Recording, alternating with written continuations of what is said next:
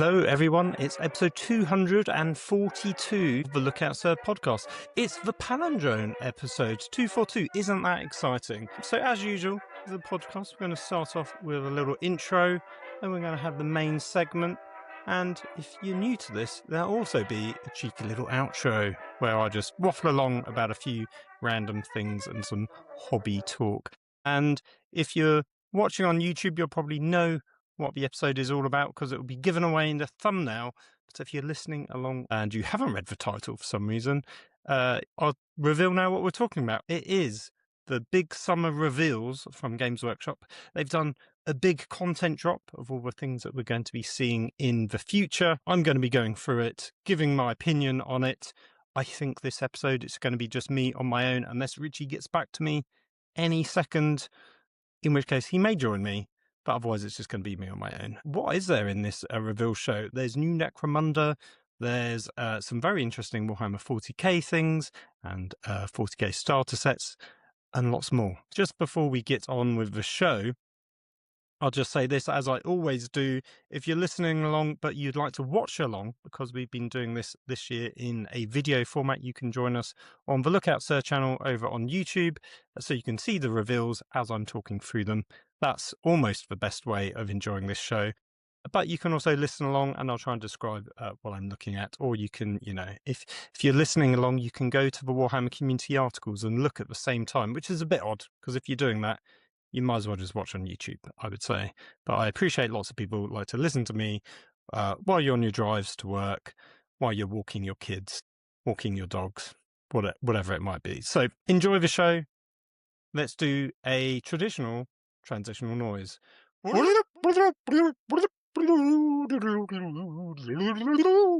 am, in fact, joined by Richie. Hello, Richie. How's it going? Hello, Vil. I'm doing very good, thank you. I'm glad to be back. Glad you made it in the nick of time to record, which is good. So yeah, we're going to start off with the 40k stuff and probably include the Heresy and Necromunda as part of that sci-fi universe and Kill Team. Do all of that, and then towards the end, if there's time, we'll be doing the AOS and fantasy stuff as well. And then there's some other bits as well, like the Academy. That will, if it appears, will be at the very end. So yeah, let's get on with the very first thing that they revealed, which was the starter sets and the pre-painted terrain. So as I suspected, the Games Workshop didn't want to reveal to us when they were talking about the Armageddon box set, the starter sets, because these are probably more interesting than the Armageddon box. And these feel like they're potentially price-wise good value deals. So you're getting the core rules, you're getting another book. Let's see if they say what that is. Is it just the Combat Patrol game book? But you're also getting a whole bunch of terrain and some of the Armageddon box set, but not the full set. So you're getting 5-man squads rather than 10 for the most part.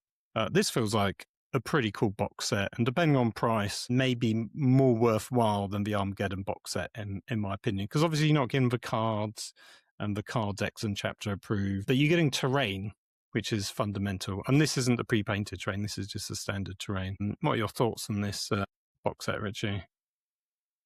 I think it's awesome. I was going to try and see if I could find, because I felt there was dice in this one.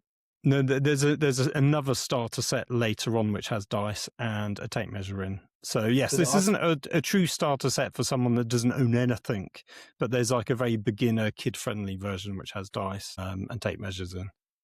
Just looking at it off the bat, I think this is way more compelling than the Armageddon box because it's got some cool terrain in there. It's like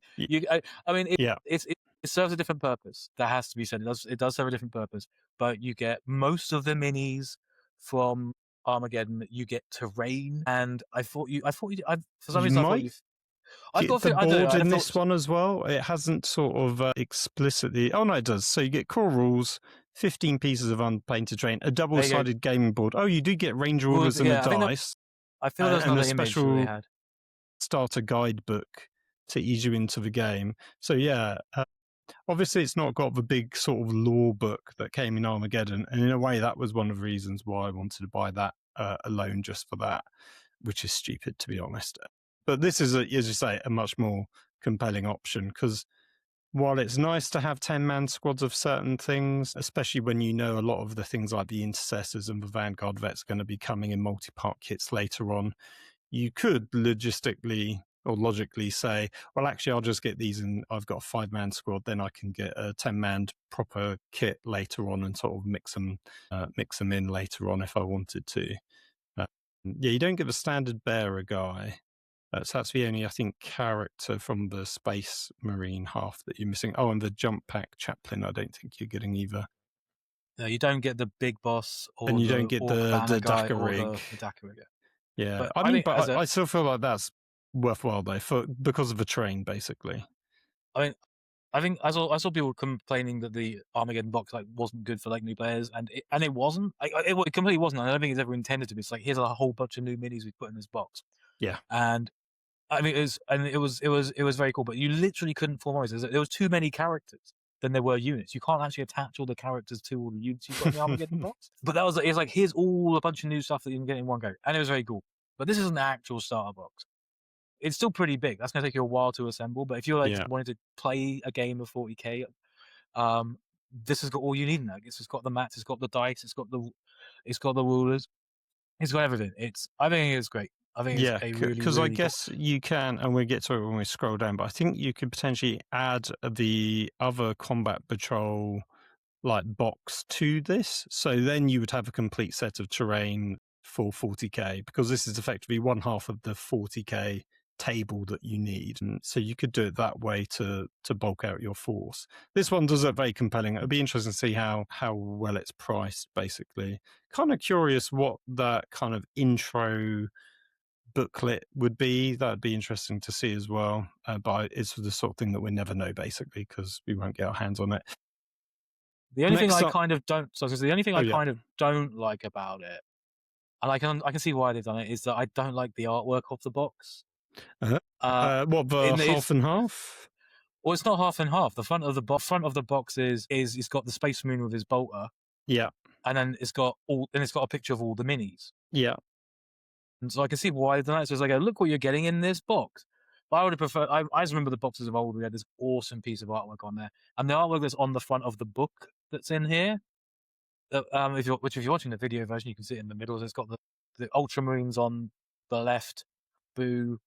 Should be Blood Angel. Interesting that they have the Blood Angels are gone. The Blood Angels are dead now. We don't care about them anymore. It's just Blood. Yes, that was a token nod to the second ed box specifically, and then they've defaulted everything back to Ultramarines, because that's the store poster boys that they promote in everything, and that you sort of knew that was happening when they said, "Oh, there's a variant cover of the core rules on general release." And that is just de facto Ultramarines, which is a bit of a shame, but I sort of understand it, because imagine you're a small child going into the shop. You'll be like, oh, who are these red ones that are on this new starter box set? But then everything else, they're blue. And on all the other branding, they're blue. Maybe that would be a bit confusing. I was saying, I was just double checking. Yeah, it is Blood Angels on the core walls. The Armageddon box. One of the takeaways I had from it, from when they did all the mini reveals, it did feel I don't want to say nostalgia play, but it made me feel nostalgic to the older editions, especially second edition, and they definitely carried that through. Whereas this is business as usual, Warhammer 40,000 as a introductory product for new players. So I'm slightly disappointed it doesn't have a cool piece of epic artwork on the cover, but then Armageddon was that version. Yeah, fair. And I think I remember as a kid, all the boxes for the miniatures just had artwork on, and I found those very compelling and sort of inviting to go look at that box and then flip it around to see what the actual models looked like. Because, as you say, the artwork on the cover of the book is, really evocative and compelling. And it's basically how you imagine it in your mind, right? How you think these battles are happening, and it's sort of manifesting that in front of you. Whereas a box of models, just as you're seeing the models, well, that's great from a value proposition, is actually pretty boring. So I have to give it to you there. You are correct. And that was the problem basically with new Underworlds. When they did all the artwork for the cards, it was just photos of the minis, and you're like, this isn't exciting at all. I want to see cool, epic action happening. not a static image of a model. So yeah, I guess you've got the artwork of the Space Marine, but it would maybe be cooler if they included the Ork on the other side as well, and then maybe sandwiched the model shots in between. But I can see why that wouldn't work. But yeah, okay, let's move on to the others. So then we've got effectively getting started with Space Marines. So it's the combat patrol of all the Space Marine models, a Space Marine kind of getting started guide, and 11 paints. So a little bit more than your standard combat patrol box, and quite useful though if you just wanted one half of the Armageddon box set. And my friend Stevie, that I played a game of Spearhead with yesterday, he basically was trying to get hold of just the Space Marine half. So maybe this is something that would appeal to him. There's also an Ork version as well. Again, 11 paints, Ork flavored. All the Ork minis, and an Ork sort of starting guide. Yeah, it'd be interesting to see how much these cost. And a starter paintbrush, Phil. There's a paintbrush as well. Ooh, okay, exciting. And that one paintbrush has to last you for painting, 30 odd models and 11 paints. So best of luck with that. But at least it technically could do it. One thing I will say is the website doesn't have the box art for this. That was in the live stream, which I just looked up. I just looked up that because the covers for these boxes are awesome. It's very similar to the cover of the starter set, but because it's more vertical, it's like 2/3 of the image is the cool Space Marine artwork, and then some minis. Or the Ork version is like the opposite, where it's like the cool big Ork, and then you can see the minis behind it. Nice, these sets, I don't know how much these sets are, but these are awesome. I mean, a combat patrol set is around £90 nowadays, so I imagine this would be 100. And considering Armageddon was 160, so you can sort of see the value proposition of Armageddon in comparison to what this will be priced at, I would assume. I mean, this will still be probably a good deal for getting all of these miniatures than buying them all individually. And that's how Games Workshop always operates. Like, it's still expensive, but it's still technically cheaper than if you just bought, one box at a time. These are going to be awesome. I really hope they probably won't. But I'd love if they did these for other factions as well, but I doubt it because they're not the primary ones. As a starting thing, I mean, they might do, but I suspect, they won't, because I can imagine these are the boxes to basically get someone who's never played the game into buying. But maybe these are going to be the new combat patrols, right? And they will do this for every army as they release them. But I can't see that happening.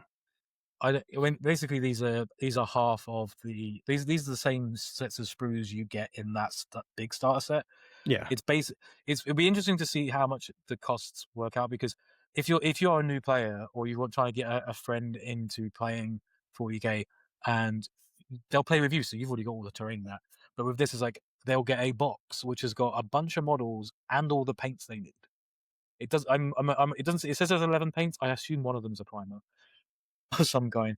But I think it's a fantastic. I think these boxes are fantastic. But that as a, that's part of me thinking of like a businessy hat on of, you want to get started in the hobby, and here's everything you need in one box, which is what, as an individual, not like you have to spend £250 on a huge box and then buy loads of terrain to go with it and the paints.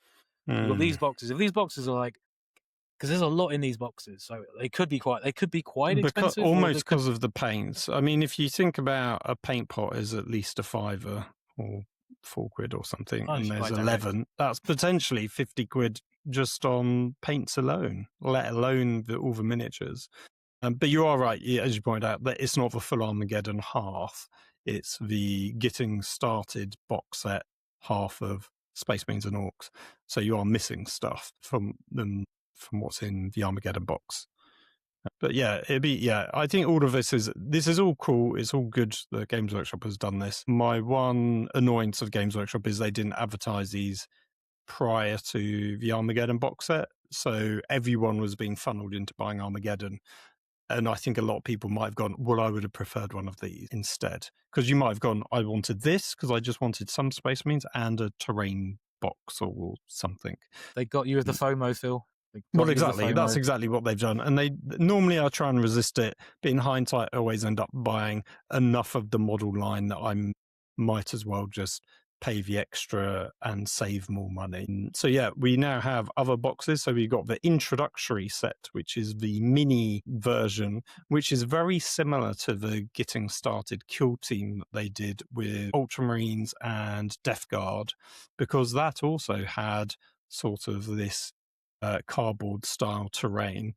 So this is very second ed themed, because it is literally cardboard terrain that you pop out, and one half slots into the other, and it makes a little cross shape so it can sort of stand up in its own right. They did it with a kill team, but that was like printed MDF, had like sort of paper finish, so that was a bit more sturdy, but that was almost a bit too high end for what it is, because it is just aimed at kids, right? So somewhat crappy cardboard terrain is good enough for them. And, some gamers might be like, this is great, cool MDF to just play, or a portable version of 40k. So you get, 5 Space Marines, a lieutenant, or lieutenant, depending on your part of the world. You get an Ork war boss, and then you get 5 Orks. The really interesting thing, they also say you get 12 paints, an introductory book, the folding card terrain, a game mat, and some information to get you started. You get dice and, well, the picture shows... They use the word mat quite freely. I'm guessing that is a piece of paper that folds out. Yes, I think for this one, it's glossy paper. The picture shows you the, not quite perspex, it's like the transparent flexible plastic ruler and some dice. The text doesn't mention those, but it says all sorts of information to get you started. But I assume because it's in the picture, you get the dice and the tape measure. But the main interesting thing is the sculpts are all new. So if you're a purist that wants to own every single variant Space Marine or Ork ever, you will want to pick these up. If you're desperate for a new Primaris Lieutenant, you will want to pick this up. And potentially you might want these for, more Space Marines, like just the intercessors. Interesting, I think only one of them has variant marks. Everyone's in kind of generic Primaris armor. The top guy, who's the sergeant in red, has a Mark 7 helmet, but everyone else is in Primaris, and there's no variant like chest pieces or leg armor that I can see, unless I'm completely missing something. But they are just, variant sculpts, and they all look quite interesting. Lieutenant, I'm going to pronounce it differently every time. Lieutenant's on a tactical rock with a plasma pistol and a power sword. He's sort of pointing his sword forwards as if he's an American on a boat in the Civil War. Or was that the War of Independence? I think it was War of Independence, that picture. But yeah, I mean, the Space Marines are cool. The Orks, I think, are really interesting. You've actually got does that actually say what weapons they've got in there? Because you've got the missile launcher, which has got a special name to it, and then you've got a big shooter, I want to say. It's called a rocket launcher, Phil. Is it just a rocket launcher? But spelled with a K? Or is it a custom rocket launcher? I'm pretty sure it's just a rocket launcher, because a boys squad can have the. I mean, this is good because it confirms that the boys squad will be, when they do finally blend the data sheets together, the new boys will be able to have the rocket launcher. Oh, well, I think they did actually preview them in the live stream. And yeah, the number of options that they get is insane in terms of how big these data sheets are because of all the options, which is a bit mental. But the new sculpts look very cool. Do you enjoy the Orks or the Space Marines? And would you be encouraged to want to pick any of these up? Of these sets, ones we're looking at now? Yeah, just for the alternative sculpts. Not really, because I don't care about the Space Marines at all. Like, I mean, no offense. Now they're blue. Now they're blue. You don't care. Now they're blue. But when they're red, no. I mean, I don't really care about those Space Marines at all. As I've got so many Space Marines. I quite like the new. I quite like the new Intercessor push fit in the Armageddon, and if they release a new Intercessor kit, maybe. But I've done so many Space Marines. I don't. If the Armageddon Intercessors are the last Intercessors I ever build, I don't mind. I'm totally fine. Same. I've got enough. So with this, I'm like, yeah, whatever. What's intriguing about the Ork boys half of this is they are new minis. They all do look kind of cool, and I'll be able to add that. I mean, this is like an actual big shooter and a rocket launcher. which I could put into the new boys squad. But but I've already got 10 boys, so then I've got spare boys running around. So I'd probably need to buy 2 boxes of these to actually fill out a squad properly. So I'll probably skip this because you can only get them together in this introductory set, so I should have no room. At least for now, I almost wouldn't be surprised. It depends on how they're built. I almost wouldn't be surprised if these end up being like the blind box Space Marines and Orks or something that they do in the future, because the Death Guard and Space Marine Kill Team starter set was made up of those, so they might be doing it in reverse order this time. That feels a bit unlikely, you know. I do like the Ork who's bit the pin out of his grenade. As someone who has on the top, yes, yeah, as someone who's built all of the Armageddon Orks, it's nice to see that they can do it have the grenade in their right hand rather than their left. Because they're all doing it the way around. But I also like the way he's holding the literal gun barrel of his gun with his hand. So yes, he's sort of he feels no pain, this guy, because he's burning his hand off in theory. Assuming he's been firing it recently. Well, of course he's going to be firing it recently, Phils. More Daka. I know, but he might just be throwing all his grenades. That grenade strat, now it's called explosives. That's what he's the boy in charge of that, basically. Yeah. But I like the big shooter model. I like his guy with a vest who's kind of holding it. The rocket launcher, I'm torn on. I do appreciate the fact that it looks like something a mech boy has made in his shed. It's a bit like of a mad contraption. Yeah, it's like it's various tubes and wires and valves with a rocket on the end of it, which I kind of like. But I don't really like the pose or the smoke coming out of it. It feels a bit weird. Why is there smoke coming out of it? But it's about to go off, I think. It's like he's just about to activate it, or it's in a resting state that's ready to go, maybe. Like it's but he's not aiming. Like, who knows? So yeah, he could still hit with it if he rolls a 6, because that's how they work. So it's a cool. I do like the big shooter model. I will not buy these boxes though. I think they're great for someone who hasn't. If you are because I could see this box costing 40 or 50 quid. Yes, or less, because the current starter set, I believe, based on me just going, the current introductory set for 40k is £42, which has got 5 Marines, 8 Tyranids or like Termagants, and then like a game mat, some dice and stuff, but also paints. Which these ones don't come with, so which just doesn't come with. So this could be like 40. This could be 30, 40. This would be 30 quid. I think the Kill Team starter set is around 40 or 50. I could be wrong, or at least from a third party, it is that. So and that has the sort of MDF style terrain in it. So I wouldn't be surprised if it's a comparable price to. If you can get the Kill Team starter set for 30 quid, then do it, because it's 70 quid on. I guess it would be but I think Element Games would have it for 50 maybe, or 60, because they're normally like 10-15 quid off. So yeah, that's expensive, but that is a similar number of models, has terrain in, has a mat in it, I think. So yeah, there's also lots of cardboard tokens in it. Yes, you do get lots of extra stuff, and as we all know, the most expensive thing in Games Workshop box is the paper and cardboard, so maybe this would be slightly cheaper, especially because the terrain's made of a cheaper quality material. Yeah, I mean, I wouldn't pick it up. The miniatures are cool, but as you said, the intercessors don't really appeal. I've got enough of them. The lieutenant is it does come with paints, Phil. It does come with paints. Oh, it does. I'm just looking at the pictures. So it does come with some paints and a brush. So I would assume. At the top, you're right. Yeah, it doesn't even say it does in the actual image. So on that basis, it's relative. It's pretty similar to the current introductory set, which is £42.50. So with inflation, maybe it'll be 45, maybe 50.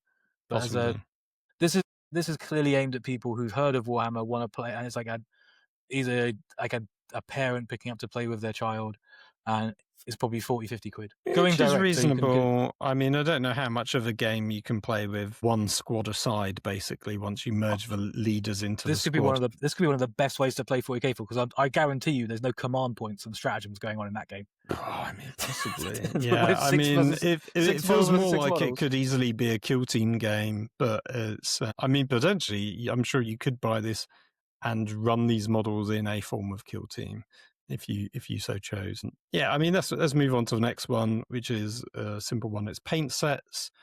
So you get a bunch of paints. You get a cutter, or clippers as they call it, and a mold line scraper, which is a bit diddy, but they are useful. When you get a starter brush, and you get a bunch of paints with it and a wash. Then there's another version that comes with a couple of Space Marines.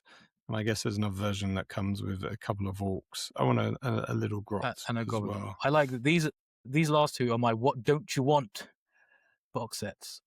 If you're familiar with that meme from Hell or High Water, the film, where the waitress is saying, "What don't you want? You either don't want the green beans or you don't want the corn on the cob," because these sets are exactly the same. It's like in terms of paint, so they both have Abaddon black, they both have Corax white, they both have Mornfang brown, they both have lead belcher, they both have a paintbrush. So if you were bringing for the paints, they're basically the exact same, almost the exact same set of paints, but they swap out. You get McCarg blue and Retributor armor, or you get Xandri Justin or Rick Flesh. Yeah, and then you get the different minis. Yeah. Which as a project, fine, I guess. But I don't see. It's a curious sex. I don't see who it's really for, because the minis are kind of there, so you have something to paint with the paints. Yes, but just two random orcs and one just two boys. But you can't play a game with them. I guess there may be alternative sculpts potentially. I take it back, not. Phil. I take it back. I'm a fool, Phil. I take it back. This actually is really good, the Orc set, because it gives you paints you're going to need, because you're going to need all them paints. Mm-hmm. But most importantly, if you have boxes of Orcs and you want to run a 20-man unit of boys, you need extra boys. Because a box of 10 boys has 9 boys and a knob. You cannot buy, if you buy 2 boxes of boys, you only have 18 boys. But surely everyone would just run for a 20-man blob. But surely everyone would just go the Orc knob as a regular boy. Well, I don't know how other Orc players or you Space Marines or you Custodes players do it. That's not how true Orcs would do it. Well, I'll tell you what, when it comes to my Nighthaunt, I did convert up an extra model because I didn't want the leader of my 10-man to be in my 20-man squad. So I did create a generic man to go in. So I understand where you're coming from. This Space Marine set, pointless. What do you need you don't need any more intercessors, but that Orc set is gold dust because you're getting 2 boys. You're getting 2 extra boys. That's 2 units. That is now 2 20-man Orc boys units you can run. Well, that's true. My thought would have been brilliant. It should have the Orc special heavy weapons that you don't get in the Armageddon box set, but you could have got them in here and then swap them out, basically. That's true. For the standard guys. But either way, Phil, in almost every version of buying Orc boys, you're getting them in batches of 5 or 10. You're getting them usually in so unit of 10. One of them is a knob. So if you combine 2 units together, you don't have enough boys. Fair. With this set, you get 2 extra boys. So that's 2 units of 20 you can now easily put together. Plus, you've got some paints that you will need.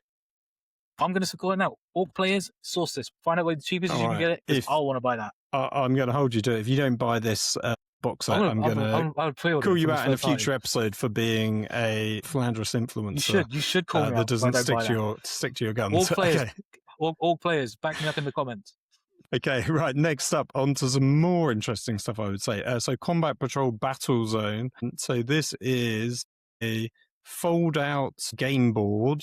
The terrain footprints for those sold out elsewhere, because they've gone in boxes. That's where they are. That's where Richie, they are. We've worked it out. You get the unpainted push fit scenery, and obviously it's going to make up half of a Strike Force battlefield. So if you got the starter set and this, it does say you will make a full Strike Force battlefield.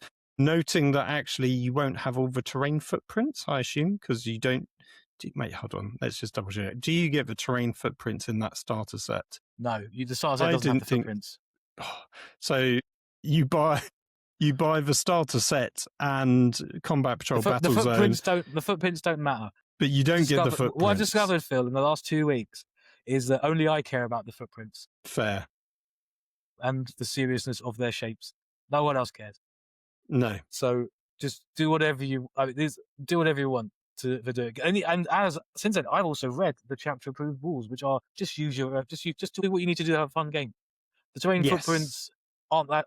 I don't think they're as important, clearly, as we were led to believe. Well, not led to, but I think from the competitive pro scene, those in that area they will still be very important. But for the average game, I don't think that they're as important. It's nice that they've got these, but I don't think yeah, because they don't appear in the chapter approved deck, and the chapter approved deck doesn't use terrain layouts. But weirdly, I think if you were to make a game with the app would give you the terrain layouts.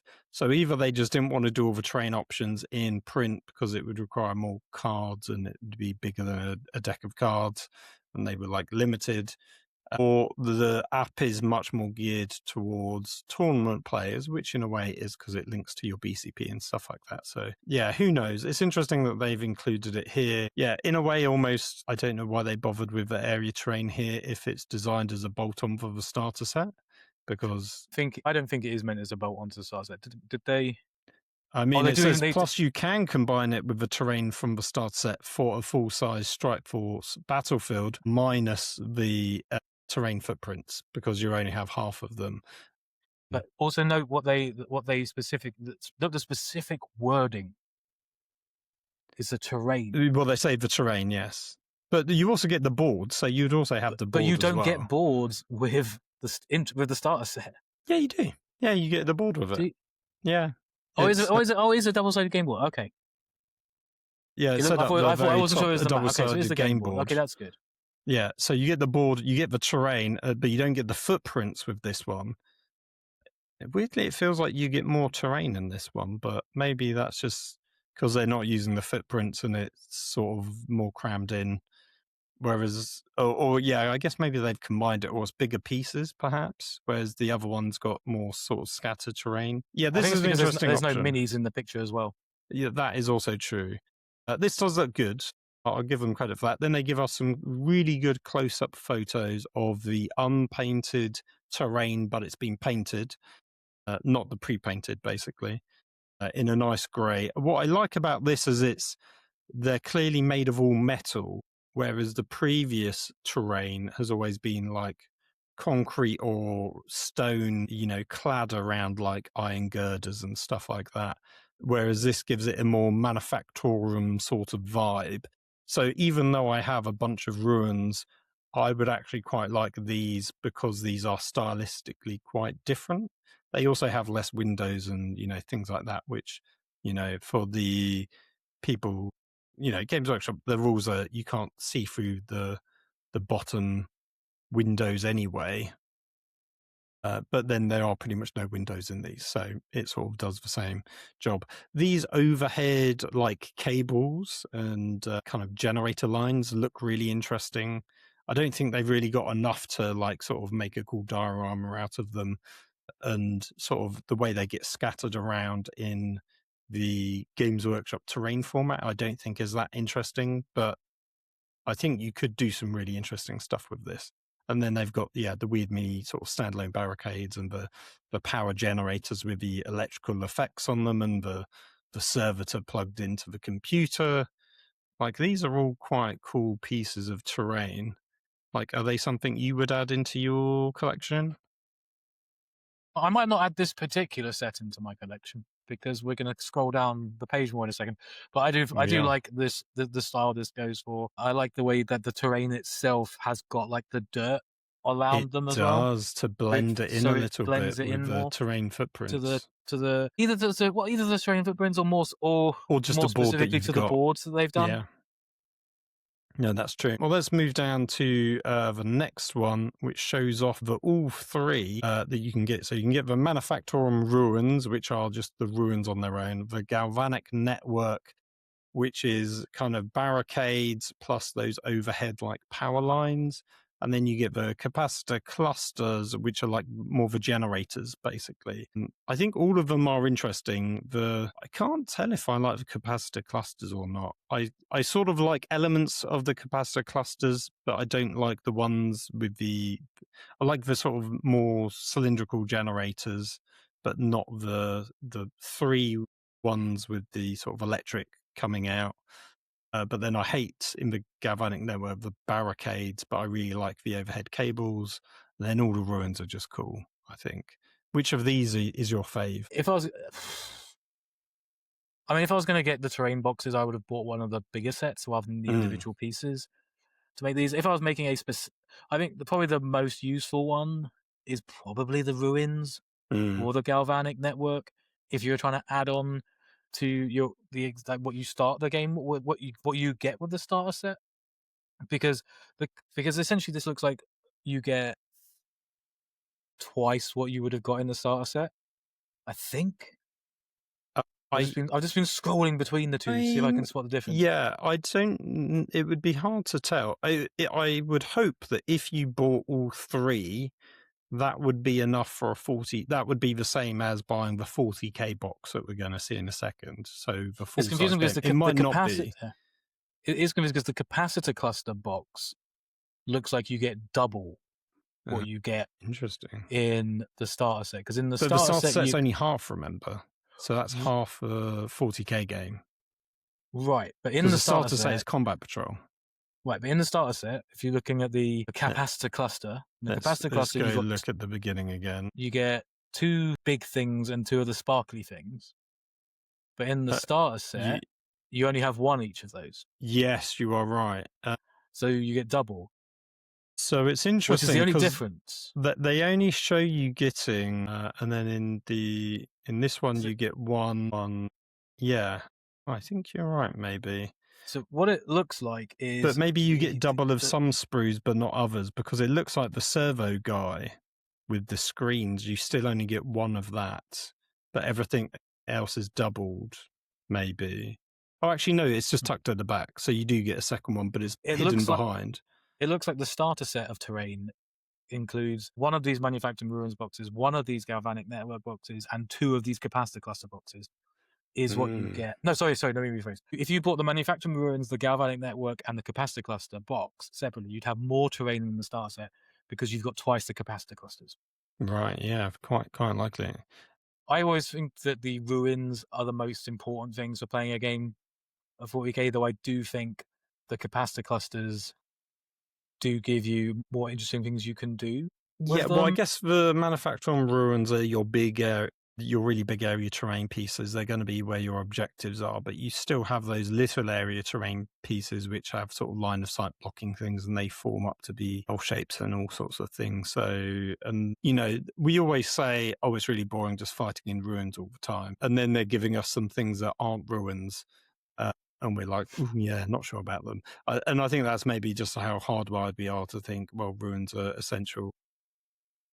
And if you already have lots of ruin terrain, then you could just get then you can just go straight to the Galvanic Network stuff. And I think that's in a way what most people will do, or they will find other random bits of terrain. So you've got the old Manufactorum like pipelines. And there was like that sort of forge shrine. There was a shrine in like a forge kiln type thing that I remember you getting with one of those terrain sets. Like those things I could imagine would fit quite well in these smaller terrain pieces. So yeah, I think people could have a dig through their collections to make it up. Otherwise, yeah, some of these would be a good addition. I think actually the Capacitor Clusters is probably a fantastic addition for Necromunda or boarding actions because they're relatively low terrain, but they're great sort of line of sight blocking for infantry to hide behind. So I think if you're a Necromunda player, those, obviously you wouldn't really care about the ruins because that's too generic 40k, but they feel quite hive-like in terms of the you can make some interesting themed rooms with those. I think would be quite a good addition to those sorts of game systems. I guess we're now onto one of the bigger ones, which is Warhammer 40k Battlefields Armageddon. And this reminds me very much of Shadow War : Armageddon, which was the precursor to Kill Team. And when they did that, we were all excited by the prospect of, Shadow War Cadia, Shadow War, not Terror, but, anywhere else in the galaxy, Krieg, for example.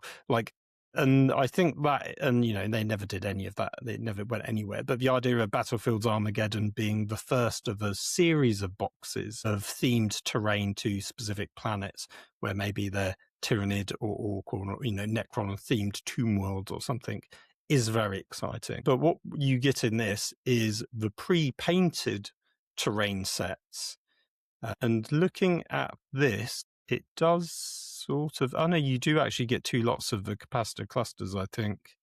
Yeah, because there's 2 of those big generators. There's 2 lots of the overhead pipes. So, and yeah, maybe it is 2 lots of ruins as well. So maybe it's basically 2 of each of those boxes gives you the full terrain set. I think it's it's 2 of the Manufactorum ruins, 2 on the galvanic network, and 1 of the capacitor clusters. Oh, it's just 1. Okay, yeah. Because the capacitor cluster has twice as much stuff in it. Right. So, okay, right, that makes sense. Yeah. So it says each box contains 28 pieces of terrain split between those 3 elements, as well as the full set of the terrain area footprint and a double-sided gaming board. So this is going to be like the fold-out ones that we currently get for Kill Team and for Spearhead, for example. And to be honest, they're actually really good. I actually enjoy them. They fold away really easily. They're nicely detailed.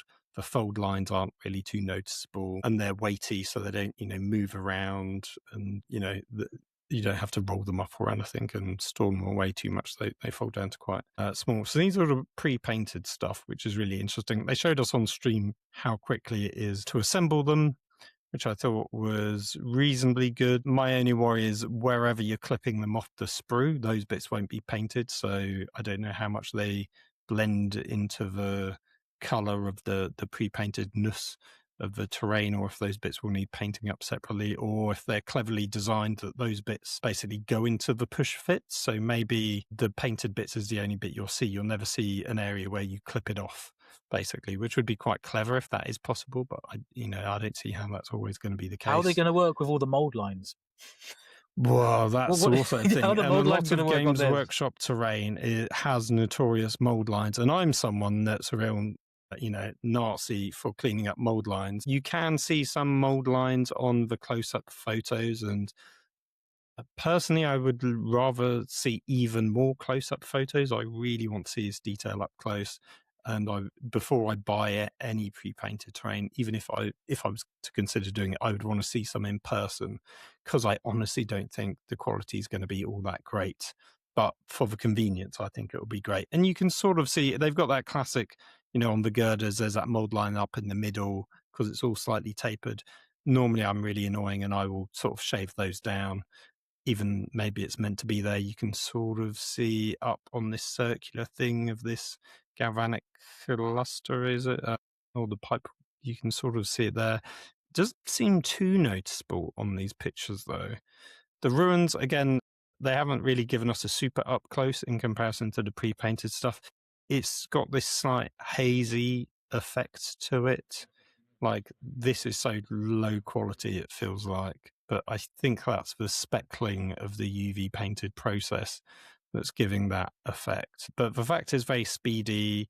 Like, there's a lot more detail here painted than you would probably want to paint yourself, because to manually paint all of these dials and these panels, so the inner panels are yellow, the main metal's grey, but they've done all the dial detail. They've painted, the Adeptus Mechanicus skull and all the trim. They painted the sand and the cabling all different colours. They've done hazard stripes on the cabling, and they've done all the screens. Like, to paint that would take forever, and most people wouldn't paint it to that level. But I feel like there's a sort of resolution quality issue of these painted elements where they're just not going to be as smooth. There's going to be this, speckling effect to it, which, for a terrain piece, maybe you won't care. But I personally would want to see these in person before purchasing them. And if I remember rightly, they said on stream that they're slightly more than twice the price of 2 combat patrols.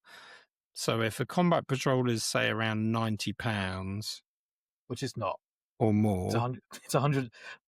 So I was just double checking. I was just double checking this on the stream nice. when this topic comes up. What they quoted was that this set will cost slightly more than 2 of the combat patrol size terrain sets. So that was the previous one we were looking sets. at. Yes, I was just checking their wording on that. So there's what they call the combat patrol is the combat patrol battle zone, which is half of this. This will cost slightly more than double, which would make sense. But that means so the slightly more is doing all the heavy lifting of how much painting, to paint, and it's like how much more is slightly more. And what they said was the combat patrol terrain costs about the same as a combat patrol. Right, okay. Current combat patrols are 105 English pounds, if that's where you're based, and you're looking at Games Workshop's buying it directly from Games Workshop. So I would guess that this is going to cost 200. I would guess the slightly more is going to be £40 at least, and it's going to be £250. 250s, yeah, that's pretty much the upper price limit of a Games Workshop box currently. And for something pre-painted, that doesn't seem too bad. And for a full box, or I can't believe I'm saying this, for a full terrain board isn't bad. But it's incredible. That's incredible value. Well, it's incredibly expensive, but in the Games Workshop ecosystem, where one piece of ruins is like 50 quid, which is mind-blowingly expensive and bonkers. But in the Games Workshop mindset and ecosystem, yes, this is incredible value. If you're just like, I think as I said in the last issue, the last podcast episode, in the last episode, if you have, for someone who wants to play 40k but doesn't have the time or the effort or skill to paint this level of detail, like if they really do look as good as the images we're seeing, where like they've got like keypads where the keys are individual colors. They've got like lines and things across all these on the computer display panels. If it's that good, I mean, admittedly, it's not cheap. You could buy it. You and a mate could combine your resources together to purchase this, and then it's half the price. Yeah, to have a fully painted battlefield. Yeah, you could not instantly pay someone to paint to this level for the same price as this if you just bought the unpainted version and then tried to, with the extra cash that you save, which is maybe, as you said, 50 quid, to get someone to paint to this level. It'd just be impossible. So yeah, as a value proposition, especially if you don't want to paint or don't have the skill to paint, because I love the idea of painting my own sets and sort of theming it to whatever I want, but it's like I would not paint it to this level of detail. When was the last time you painted terrain? Well, the answer is never.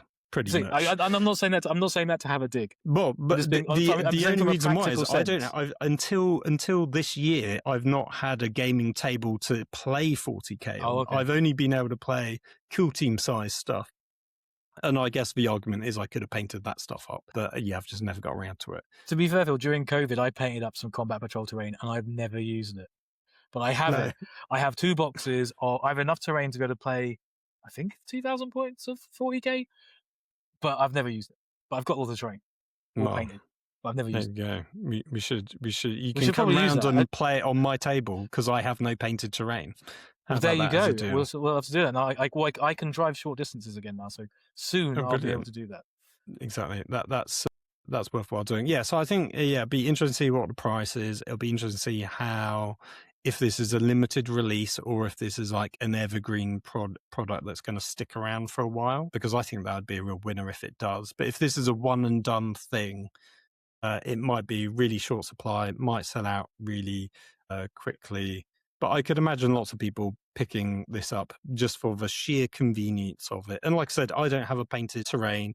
I can't get hold of the area terrain mats, as we talked about in the last episode, because they just instantly sold out because they put them in these boxes. We know where they all are. Well, they all are in these boxes, apparently. But so the idea that I get a mat, because I don't have one of those, I get all the terrain I could possibly need and it's pre-painted, and I also get the area terrain.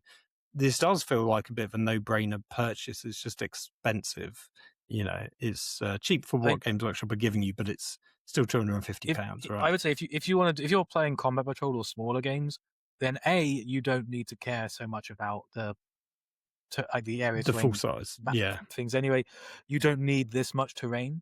But if you'd like to play 2,000 points and you can just buy it and assemble it, I mean, it's all push. This could take you, like, maybe if there's 2 of you and you buy this box, I would guarantee you that within an hour you'll have approximately you've built it all. Well, because as you say, there's no mold lines that you can possibly clean up, so it forces you to not worry about that, even if there are some on there. So two things I'll say. Interesting that they said it's double-sided, much like they said with the area terrain, but they haven't shown us what the other side is.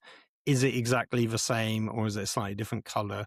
That would be interesting. And I think you pointed this out a couple of days ago. This mat would work really well for Age of Sigmar as well, because it's so nondescript. And in fact, it's themed on the old Realm of Battle boards, where you've got the cracks with the skulls on, which is really interesting. I love that. I just want to give a shout out that they did that.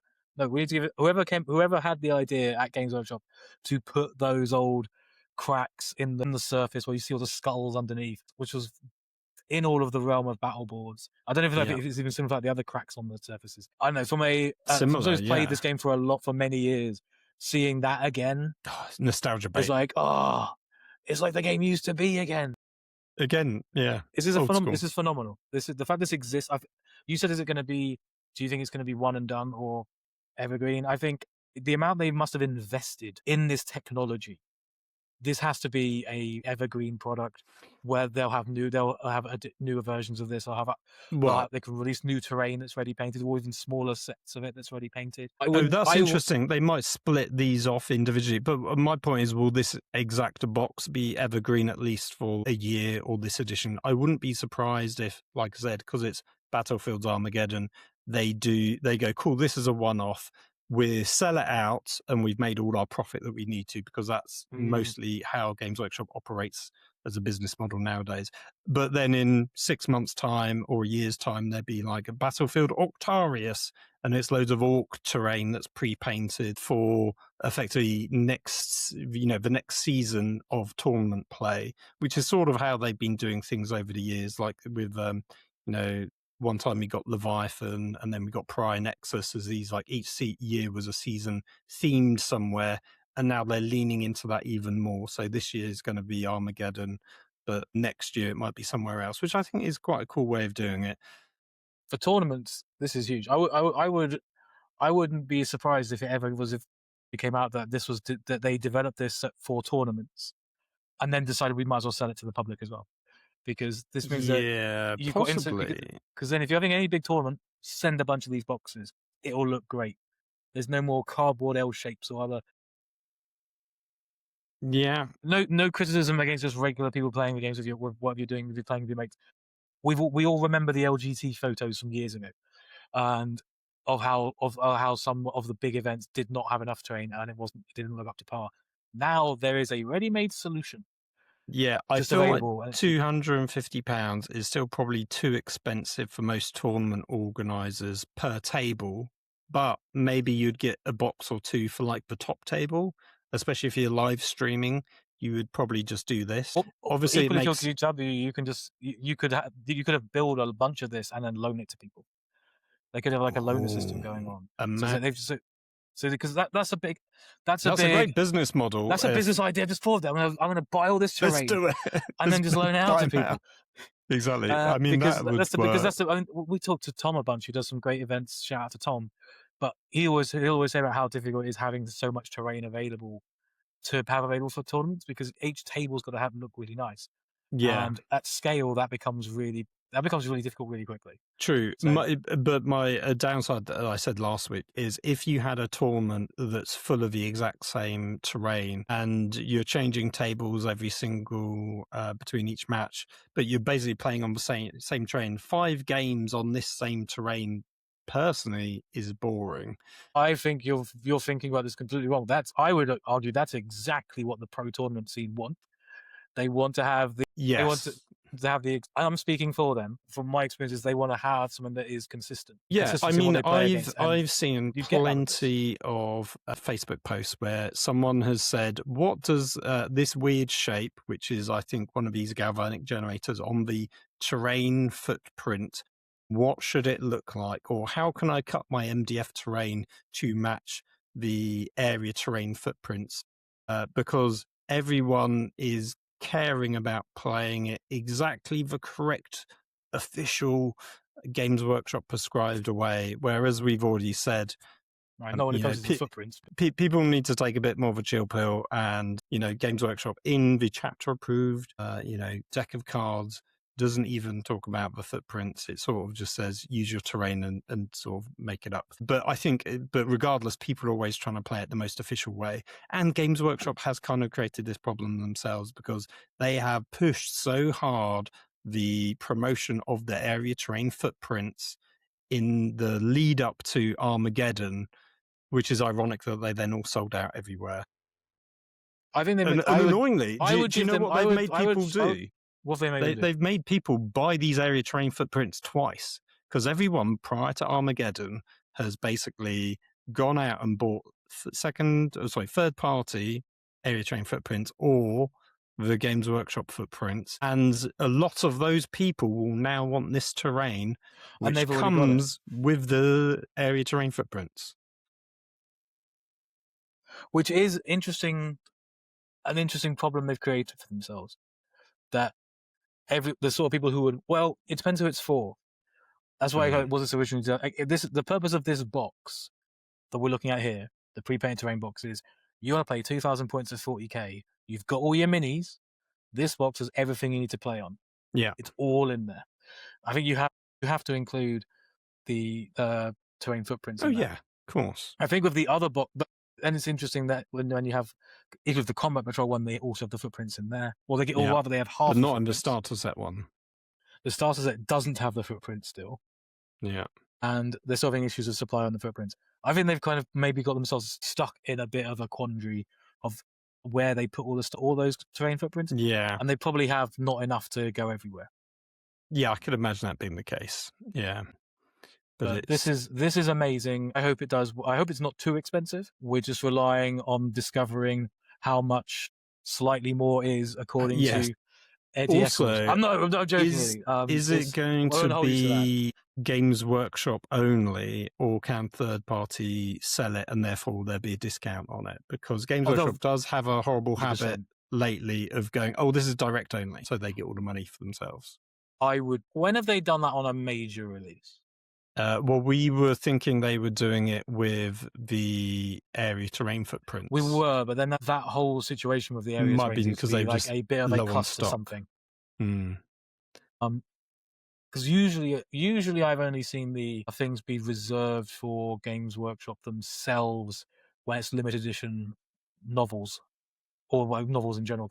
True, a lot and certain generic Games Workshop sort of model ranges direct only. Yeah, and some of the Necromunda stuff is only direct because there's not enough cause for it, I guess, to be available to the third True, and I wouldn't be surprised if terrain normally falls under that as well. But because if this is a big push, because it's a new concept, maybe it isn't.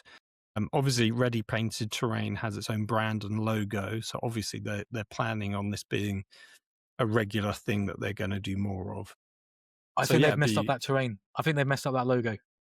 Is it because it's too messy? No. I think they've. It's the kind of thing I don't know if that's just for Warhammer community or if that's I'm going to assume it's the official logo.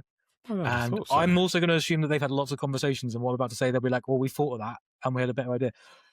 My only take on it is it feels like it's a mistrick that logo isn't in more color. Because the whole point of Ready Painted Terrain is that it's fully painted. It's fully painted. So the fact that the logo is only in black and white, I kind of feel that's a mystery. I think they must have thought about this because the rest of it looks like there's brush strokes and paint going on. So they've tried to communicate that. That's just my take. Is I would probably be cool to have that with some color in it, but they've gone for this paint brushes effect on it. I think a lot of their logos are monochrome, though. Like.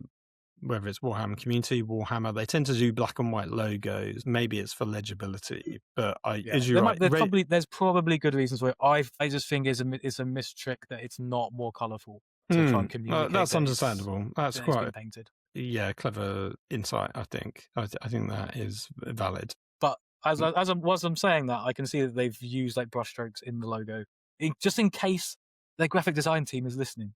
I see what I think. I see what you how you've got on that journey. And so yes. And there might have been someone say, "Well, we wanted full color, but we weren't allowed it." It had to be monochrome.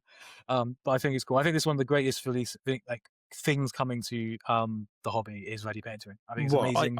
I think this is the biggest design evolution in the hobby since probably contrast paint.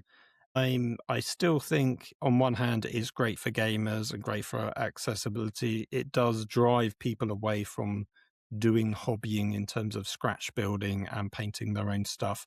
But I also appreciate lots of people hate that element of the game, and it's a bit of a barrier to entry, so people can still do it. And I think a lot of people are Dan's been making his own area terrain footprints, like scratch building them from cardboard and cereal packets and stuff to put his own, because he's got tons of terrain already and he's going to put that on. I would be quite tempted to do that myself, but the ease of just buying this is incredibly tempting, even for someone who loves scratch building and making my own stuff and customizing it. So yeah, this is still quite appealing. So yeah, a very big swing from Games Workshop, and I'm sure it will be a success so long as it's priced reasonable. I think that's the only concern. Then they got the close-up photos. We've looked at those already. This one's also quite exciting. This is Battle Mat Armageddon, which they didn't talk about in the live stream. No, they didn't talk about this one. And this is slightly different because this says Battle Mat and it says it's fabric, whereas it actually is a mat. This one's a game board that you get in Battlefield Armageddon. That's the old fold-out boards. This is a battle mat. It just specifically says fabric battle mat. No more details on that. It says it has a nice soft touch finish, a smooth surface, and features a beautiful high-res image, which is the same one as before. So it's that, skulls, old style terrain boards. But it's in a box that I assume is at least folded in half or something. So because it's fabric, I remember issues of so they've done neoprene-esque mats before. They did a fold-out ironable mat before, and they all never quite looks good. I remember one time they did these nicely designed for the frontierists terrain. It was like a square mat though, but it had rounded corners and it was all stitched, but it had rounded corners, which was a bit odd. And yeah, I think it was either those ones which were ironable or it was another set that was ironable, but I remember those not being that great. This almost makes me think it's made of maybe that same fabric-y but plasticky material that the last set of 40k objectives were made on, perhaps. But I don't know. And they don't really show it off in any real way.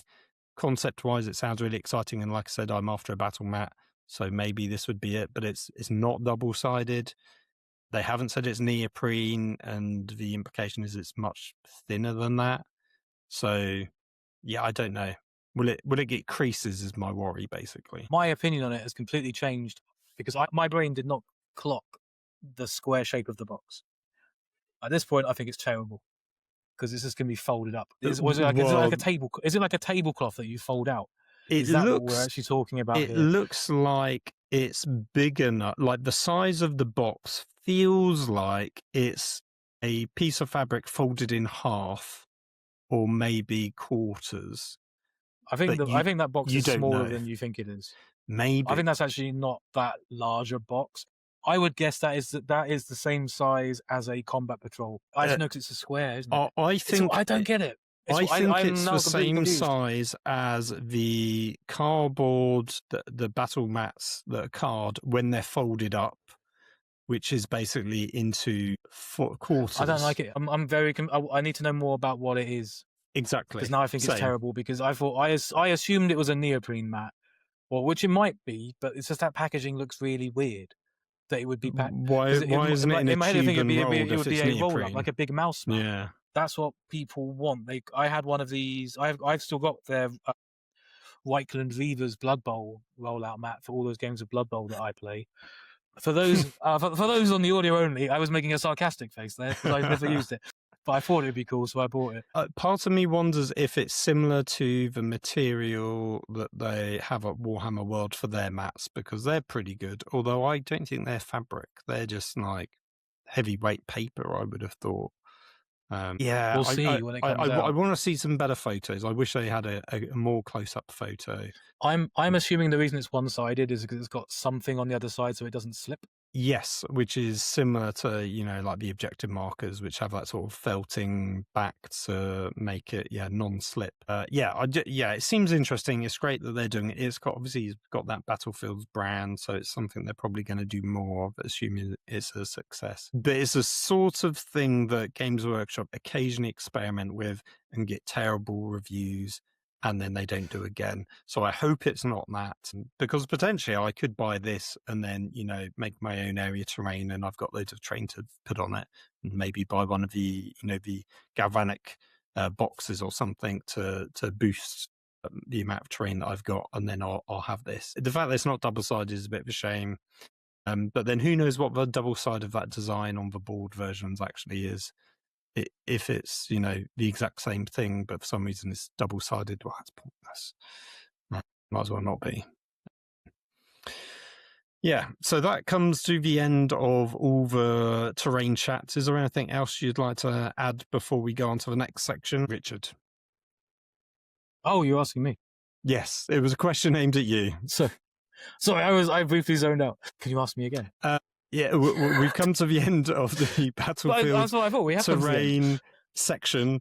Anything you want to add before we move on? I think I really want to give a shout out to whoever designed and put the mats, boards, whatever they are, have that Realm of Battleboard inspired designs of the skulls on them. I think the terrain looks really cool, especially the pre-painted stuff. I really dig the various starter sets that the games are just putting together. I think the especially, as I mentioned, especially the Orc introductory set, because then I think there's 2 extra boys to complete my units of 20. I think these are all really nice entry points to the hobby. I do wonder how many people might have preferred to have bought the starter set rather than Armageddon. Yeah. Because it comes with terrain. Yeah. Which I think is very good. But I think that's more down to people not understanding what Games Workshop have kind of trained us, apparently. I say apparently because it clearly hasn't worked on everybody, that they start a new edition with, here's a box full of minis that are going to kickstart, and maybe some rules and stuff in there. I think it's and rules and stuff in there which you don't get. And then there'll be the actual starter sets, which are a bit more practical. So I think the starter set is really, really good. I think all the starter sets are really good. I think they fill really good niches. Most of them not for regular, it feels like there's a lot of this the terrain stuff is good good and relevant. Plus, a lot of the starters are introductory sets. That's more like a biz dev looking to the marketplace and saying, look at all the different products we're going to use to help you sell entry points into the hobby. Like someone like the likes of I would guess the Element Games or the third parties or Smith's Toys or whoever it is, Hobbycraft and our stockist, having these really cost effective hobby in a box introductory sets is really good for consumers, but also really good for getting more people into the hobby. So I think they're great. I'm concerned on the battle mat now. I was really excited. Now I'm like, what is it? But no, very excited. Yeah, no, that's fair. I think all good points and can be in agreement with you on that. Yeah, I'd like to see more, especially the battle mat and the pre-painted terrain. I'd probably want to see in person in a shop before plunging in on them, basically. But I like the idea of an all-in-one box with the area terrain, the terrain, even if it's unpainted, and the fold-out card mat, because I've had several of those from either Kill Teams, just Kill Team basically, and Spearhead, and they're good quality and they they've missed a trick, Phil. I've just realised they've missed a complete. They should have put a cardboard dreadnought. They should have put a cardboard thing in the. They should have a cardboard Dakar rig in there or something. Yeah, so for if we scroll up, this cardboard introductory set, they could have done a cardboard Dakar rig and maybe a cardboard land speeder or dreadnought would have been I think hilarious. It was if I remember it, in the original second edition box, it was just came with there's a cardboard Orc dreadnought in there. Yeah, that was it. That was all you had, was a cardboard Orc dreadnought. Yeah, I think maybe they would have been like, that's a stretch too far just to do an in-joke, but people would have appreciated it, I think. Yeah, that would have been fun. Knowing the way some of the competitive scene take it, they would have taken that as a Games Workshop allow it, so I can do it now. I think so. I could see that occurring. I can 100% agree. And I'm pretty sure I've seen people ask that question about the old one, going, would this still be valid? And it's probably a troll, but people have asked it. So yeah. Anyway, let's move on to the next section. So I'll do a mini transitional noise. So in this section, we're looking at your favorite 40k faction. I'm assuming, Richard, it's Orks. Yes, it is. Orks are my favorite. They are my favorite right now. It was briefly Chaos Knights, but we're back on the Orks because they are the bestest. And this is all vehicular Mad Max style combat. So we've got updates to the truck. It's gorgeous. It's very well, I'm good. I'm trying to think of a name of the big trucks in America. The War Rig. No, you mean American trucks with the big wheels that go smash monster trucks. Stuff. Monster trucks, very themed. But yeah, there's a War Rig element to it as well. In terms of Mad Max and inspiration, in this one, so it's a 6-wheeler. It's got the sort of mad, sort of orc face design on the front. Above the bonnet, you've got the is it like an air vent for the engine? Supercharger, Phil. Supercharger. You can see I'm not a car person at all. Supercharger. You got some horns or some tusks at the front. You've got a grabber claw. You've got the driver. You've got a gunner, and you've got a couple of little grots hanging off the sides. And they've sort of said you can position this in a bunch of variety of ways. So the gunner can be on the other side, or the grabber claw can be on the other side, and a bunch of different design elements that are slightly different. And then there's another version with an alternative front, different. Instead of a grabber, you got like a buzzsaw type arm, and then another different type of heavy weapon option. Still looks like the same driver. I think that's the one consistent thing, plus the overall shape. But otherwise, I mean, personally, I'm not weirdly a huge fan of this driver has design. a different face, just to be clear. Does he? Okay, yeah, so slightly different face by the looks of it. But it reminds me of the Beast Snaggers models, where me and Dan described them a bit as Playmobil in terms of the giant monster vehicle thing that you could get with that. They're a bit too cartoonish. And when they did did a size comparison on the live stream with the old one, which they was describing as a bit more like scrap design, and I was like, I kind of like that more clunky, we just built it out of bits of metal, whereas this almost feels like it's been designed a bit too well. It doesn't look as ramshackle, I think was the term they used. It doesn't look as ramshackle, basically. And for that reason, I sort of don't like it as much as I would otherwise, which is odd because every other Orc thing they've done with the Armageddon release, I've really loved. But tell me how much you love this. I think it looks really cool. But the only minor issue one has with the Orc truck, the old truck and the new truck, is I don't for a second believe that 10 Orc boys can get in that. Because if you look at the back here, you've got 2 guys, and you could maybe fit another 5 guys in. But maybe they're hanging on. But then I would love it if they're, because some kits that I do still have them because I really wanted to back in the day, and it was so long. It took me so long to actually get around to building them, to use them to the extent I didn't actually build them. Was the old Land Speeder Tempest, which had which was the scout one, which scouts could use as a transport, and there's scouts all hanging off it to represent that there was a scout squad in there. And I love that model, but I never got around to using it or building it. But it's a cool model. That's the only one thing I have is it would be cool if there was like a sprue or someone, or you could. What if there's a grot hanging off the side? So that there was a whole bunch of orcs hanging off it. I love the design of it. I think it's cool. I can see why some people think it looks a bit too cartoony. It's things like on the side angle, you can see all like the suspension springs. Yes, as well. So which is very similar to the Hippogriff, I think, with the new Astra Militarum. They've done a lot of suspension stuff on there. So I feel like gone are the days of the Rogel Dawn where the bottom is missing. I think they're almost going full on with detail now, and it's becoming much more like a scale model kit in that regard. From when on the live stream, they as you said, they did a scale comparison to the existing war truck and this new war truck, and what was cool, they are definitely comparable size wise, which is great, but this has definitely got the speed freaks. Yes, of the new range. So this is definitely going to have to be a sub-assembly kind of thing, because especially to paint with all the details on the undercarriage, and with the crew. I mean, it was the first models that I ever felt I had to do sub-assemblies for was my Ork speed freak vehicles, and they looked so good as a result of it. But they were like the most. It was the first time I had it was the Boomdacker Snazwagon that I had, where it was like 7 pieces that I'm painting before gluing it together, because it's all like hollow as a buggy, and I'm getting that same vibe with this, which I think is really cool.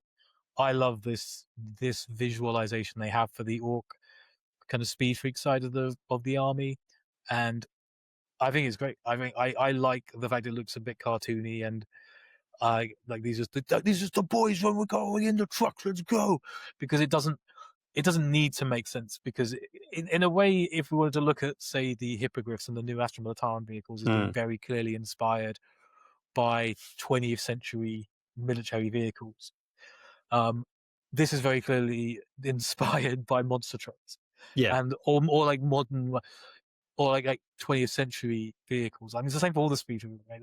All of the speed freak vehicles are clearly based around 20th century vehicles, on Earth, which I think is cool. I think this is an extension of that. I just think it's really cool.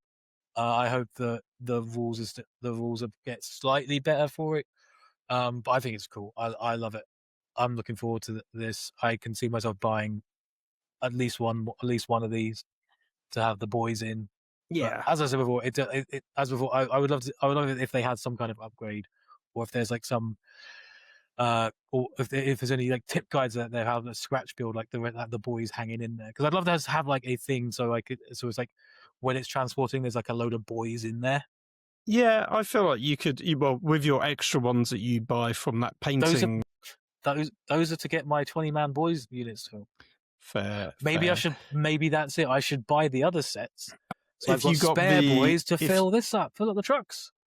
Was it the starter set with the new sculpts? You could possibly put them in there. Having them hang on is going to be difficult to do, but you've got, a hand that you could potentially reuse from this guy, and there's one for the other side as well.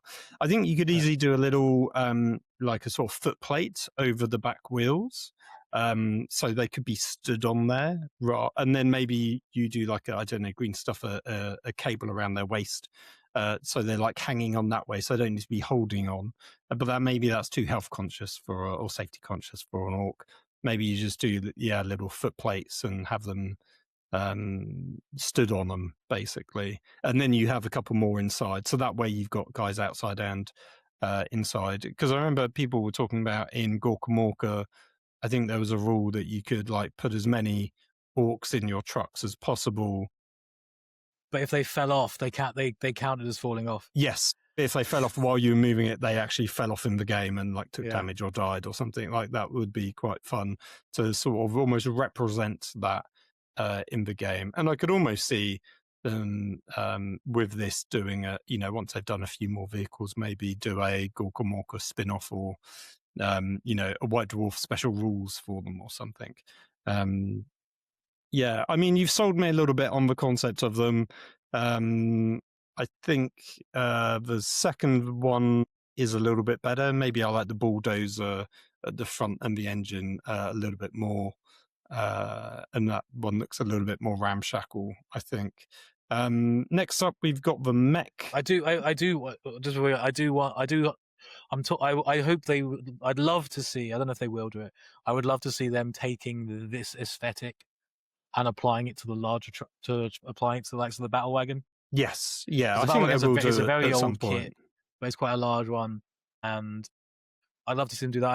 I would also love to see the return of GWOT tanks and GWOT vehicles, more coming back in. I have an entire Grot tank army, so I'd love them to get rule support, even if so if they end up making them in plastic and I just use my resin ones, that's fine with me. And I think that they would do them in maybe more of an aesthetic along this line, like sort of wacky races. But maybe they would keep them sort of a bit distinct. But yeah, stuff like that, the Grot tanks, the mega tank, and all of that was very cool. So that would be good to see. Then we got the mech, who's the guy who's building and sort of fixing things. I really like the look of this guy. I love his welding goggles, his little portable crane backpack. He's got a wrench of some kind, and he's got another one hanging off his backpack. He's chewing on a screw. Oh, he is, yeah. So he's sort of like smoking a screw or chewing it as if it's like a little toothpick.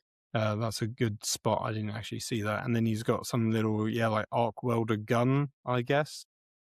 That'll be his mega blaster. Custom mega slugger, it says, yeah. And he gets that makes sense. +1 to hit because he's clever. So yeah, I mean it's a cool mini. So I imagine people would like it. As an Ork player, are you going to be getting this guy? Probably. He definitely seems much larger than the existing Ork mech, because it already is a mech, but it's not. Yeah, because often you get you get big mechs, don't you? And you get your because there's the old Ork mech force field is quite. The old mech has a custom mega slugger. He has a wrench, but he doesn't have the big chain grabby hook thing to go with him. That's cool. But I think this is a cooler mini than the old one. Yeah, sure. I love his big red button on his chest, which clearly powers and operates the crane, so we can have a go at like a soft toy claw machine almost with his hook. I wonder if there'd be rules that he can grab someone in combat or something mad. But yeah, he's a cool mini, beautifully painted as well, I might add. He's really nice. Then we got the War Boss, which we've already previewed. He's in a very similar pose to the Armageddon one, but like it's in reverse. The Claw I absolutely love. The little Grot guy is ultimately the War Boss. This is a phenomenal mini. I really love this variant that they've shown off, but he is a multi-part kit. They say he gets 4 upper parts to his head and 4 jaws for a total of 16 different combinations, and then he gets a bunch of different weapon options and back banners as well. And he even gets a custom, assistant. So rather than having the Grot, you can have a Squig. This head has like a sort of metal lower jaw, and then he's got a sort of ram's horn back banner and a double-sided axe for his close combat weapon. The best one is in that on the top left now on your screen. Oh yeah, top left. So, they've missed a trick the Blood Axe here. War Boss. So they've got the Blood Axe War Boss, but missing the Commissar Yarrick style claw. So that's the combo I would do with this guy. I would do Commissar hat plus power claw. So he's like a knockoff Ork Yarrick. I think would be the best. But yeah, I do like that. Blood Axe style helmet, and like even the camo paint scheme that they've done for the armor. I think that's very cool. The Squig's okay, but I prefer the little guy. I mean, I guess in theory you could do both. You could do both because the Squig comes on the base, and the little guy is a separate model entirely. So you get him, I guess, regardless. But he just looks so cool. I like he's wielding a little pistol plus an auto gun on his shoulder. That's not an auto gun, Phil. That's a shooter. Oh, okay. Or Grot shooter, maybe. I'm unaware of the Ork lingo, but he's definitely got a Grot blaster of some kind. The best little Grot is the one on the back of the Ork War Boss in Mega Armor, where he's firing the big shooter that's on the stubber gun. Back. Yeah. Oh, sorry, big shooter, that's not cool. Stubber gun. Yes. Yeah, use the right words, Phil. Yeah. He's very cool, and that is a very cool mini as well. To be fair, And that was relatively new. That was only like a year or two old now, wasn't it? It was, but that mini has now essentially been resigned because the only reason you'll ever take it now is because he can now only lead Mega Knobs, and the Mega Knobs, in theory, should be getting a revamp because they haven't had a revamp in forever. Yes, and they look quite very dated. Old and tired now. And I can't wait to see what they look like. Well, yeah, I would, because I think they've still said there's still more Orks to come, and they haven't previewed any yet. They have previewed some Space Marine stuff that's coming, which we'll get onto shortly. Even though that wasn't part of the big summer reveal, we will cover that. So yeah, maybe they'll be coming shortly. And then they've also shown us the new design of the Ork Codex. And I actually really like the format and like the layout of the design. So the cover art is quite cool. It's like the new war boss, but then they've got like this split margin, which goes into kind of the classic 40k background of these like sort of screaming skulls. I'm so tired of that artwork. Trays is very old. So tired of seeing that. But I like the effect, but I'm so tired of seeing it. I don't mind it, and it's like the type for Orks Codex is sort of going sideways down the front, and then they've got the symbol of the Orks at the bottom right, and then you've got the Warhammer logo top left. I like that it's different. It's not like before where they're like, here's the artwork, and it's probably the same artwork from the previous edition, but all we've done is we've added the logo into the background, where we've actually faded out and ruined the image because we've had to put this logo in. Like, I think this design looks very fresh and more modern, and better designed, I would say. So whoever designed this, I think they've done a much better job at it. And I think what's the limited edition going to look like? They feel the collector's version, which I'm assuming they're still going to do.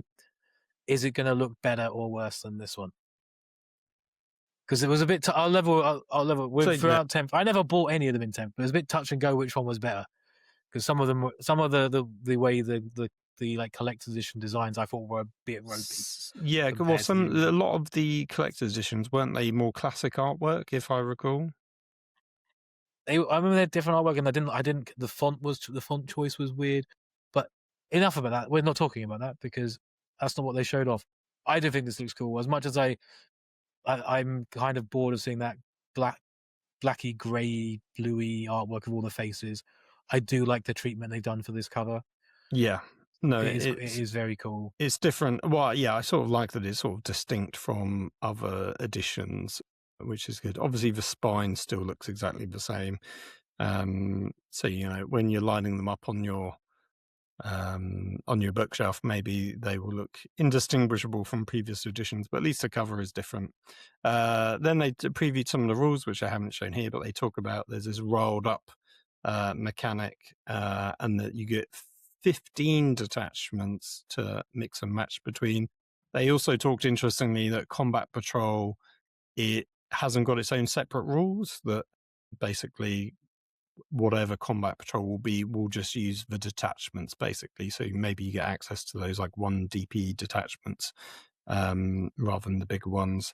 And that sort of makes sense because the Combat Patrol rules were almost near identical to the 40k rules, but were different enough to be a bit annoying, and they're just duplicating a lot of data sheets basically at the end of the day. So it sort of makes sense to just roll it all into one.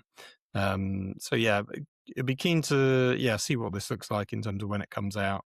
It sounds like there's a ton of lore. They talked about how every unit has its own sort of dedicated section, which they show off here. So they've got the Big Mech Dakar rig. So there's no artwork for these ones in particular, but maybe there will be for some of the others. But you get a couple of paragraphs of text, a big picture, and then some sort of close-up sort of detail shots of different things. And on this one page, which is a double-page spread, basically, you've got a Big Mech Dakar rig, and then you've got the mech guns as well. Can we go back briefly to talking about Orks being riled up? Because they did show more of this in the live stream, because they posted a screenshot of it. Basically, what this means is, in layman's terms, is they've now made it so that being riled up is basically what wins the war, you're affected by a Dawar. Mm. However, you can only call Dawar once per battle. So Yeah. it suggests there will be other ways where units can get the equivalent of being the war when the war isn't active. So some like a stratagem might make a might be a unit riled up or stratagem or something. an enhancement or certain things happen. So I think that's a way of making it so that rather than the Dawar is the big thing, and but there's only once per game, it's only once per battle. But so they'll now add in, because there's some units really have the ability to have the effects of Dawar, or you can call a second war. I think what this means is they are just allowing the Orks more opportunities to use the same buff, but not call it Dawar, because then it's like it's not like the war is always active. It just means that the Orks can be riled up and have the same benefits as before, which I think is cool. That and on makes sense. And on the images that we've got there, I think a big takeaway from this is we are not getting new Ork mech guns.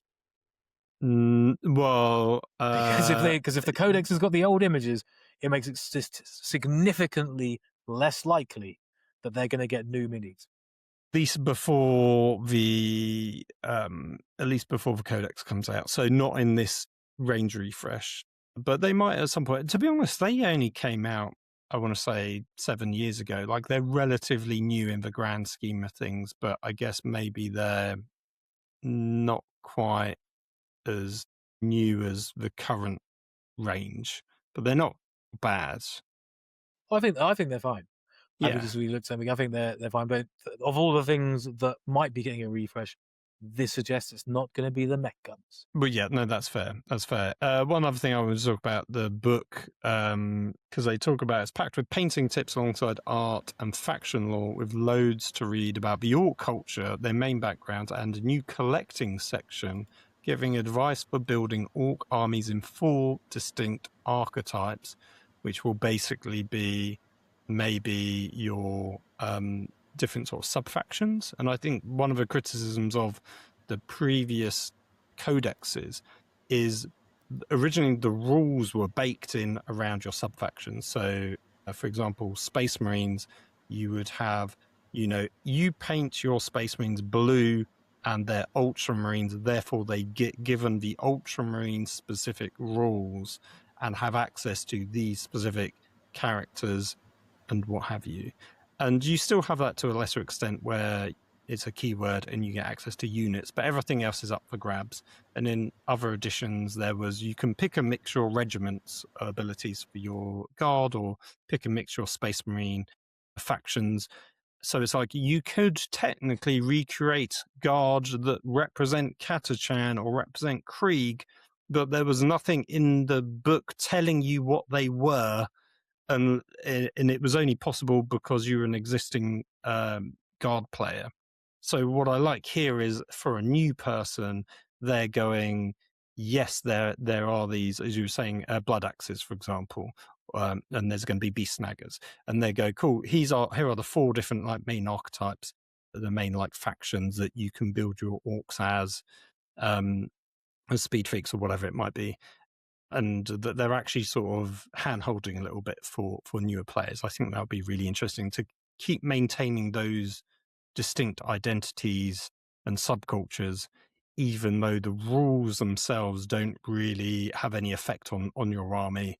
But from a collecting and painting point of view, they will. So I think that's good that they're maintaining that, because that's quite inspiring, I think, for people when they're collecting. They want to know they're either doing it the right way or that they're painting them correctly. I think that's really interesting.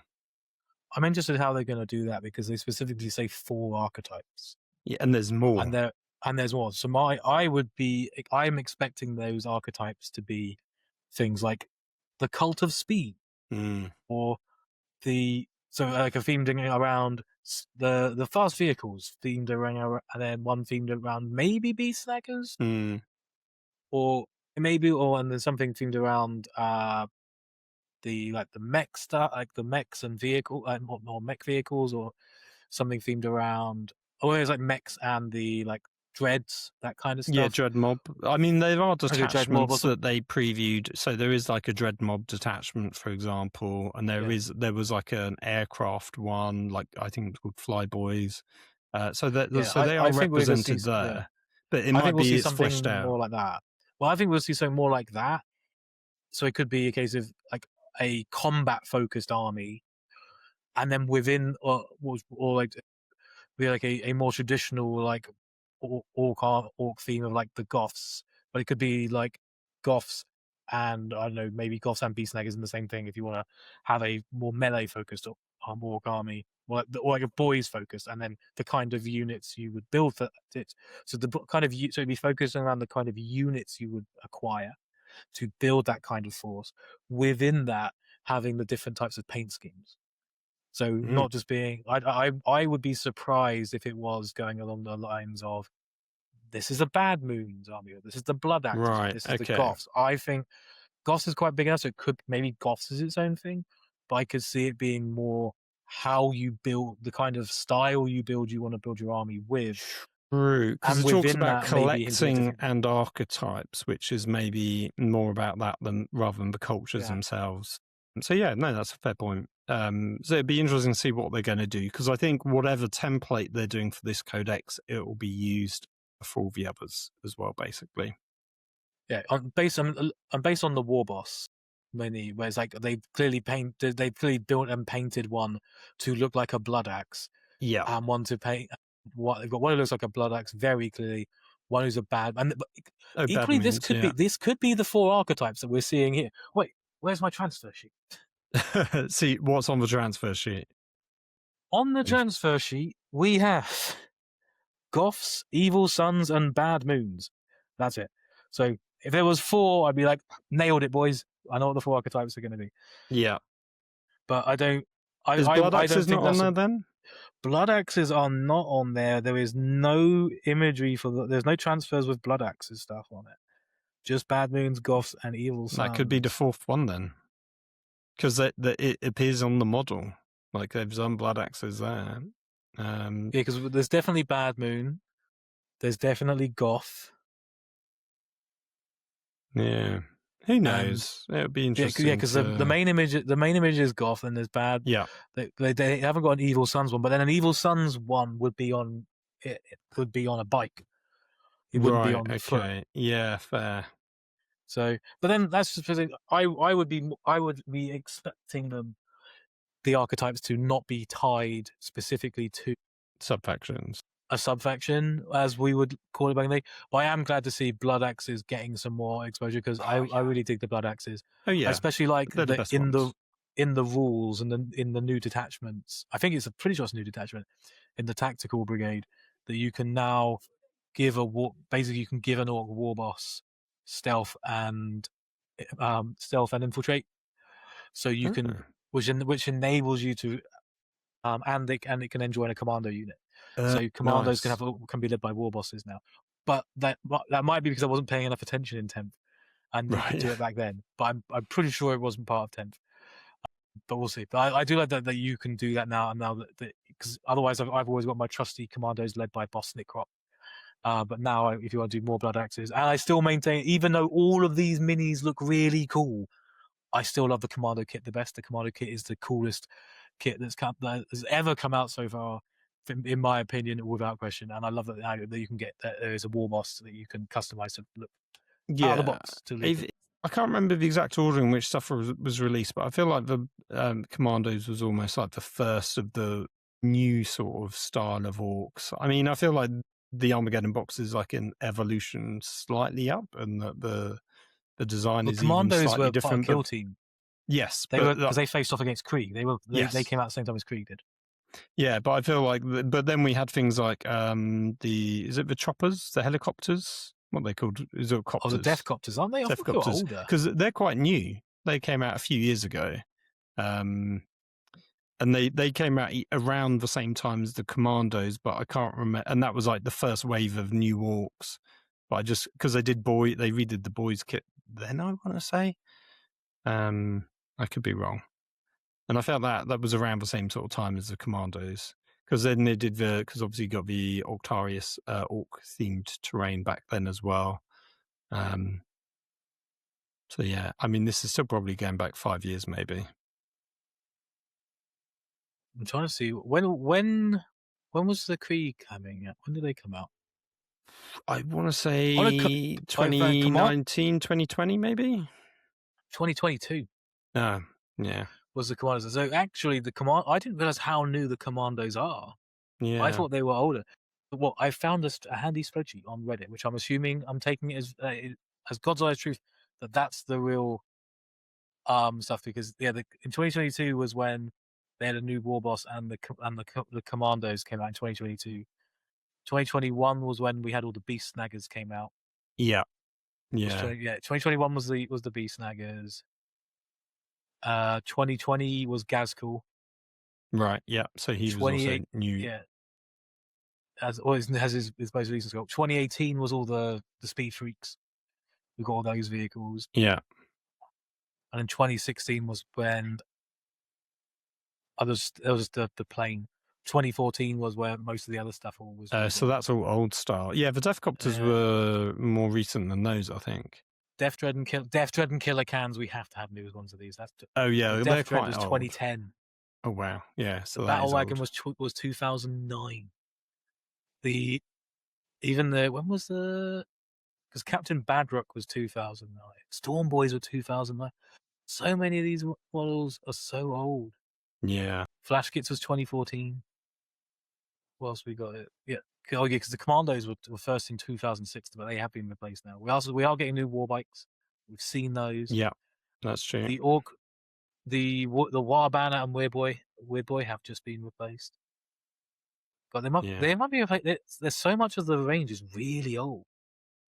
Yeah, well, that's why it's getting refreshed, right? So there'd be plenty. It's an exciting time to be an Orc player, Phil. Exactly, plenty of those will be done. So they've also talked about the standalone units that are coming, which we've obviously all seen before. So it's like the War Boss, the Psyker, the Banner, the Dock.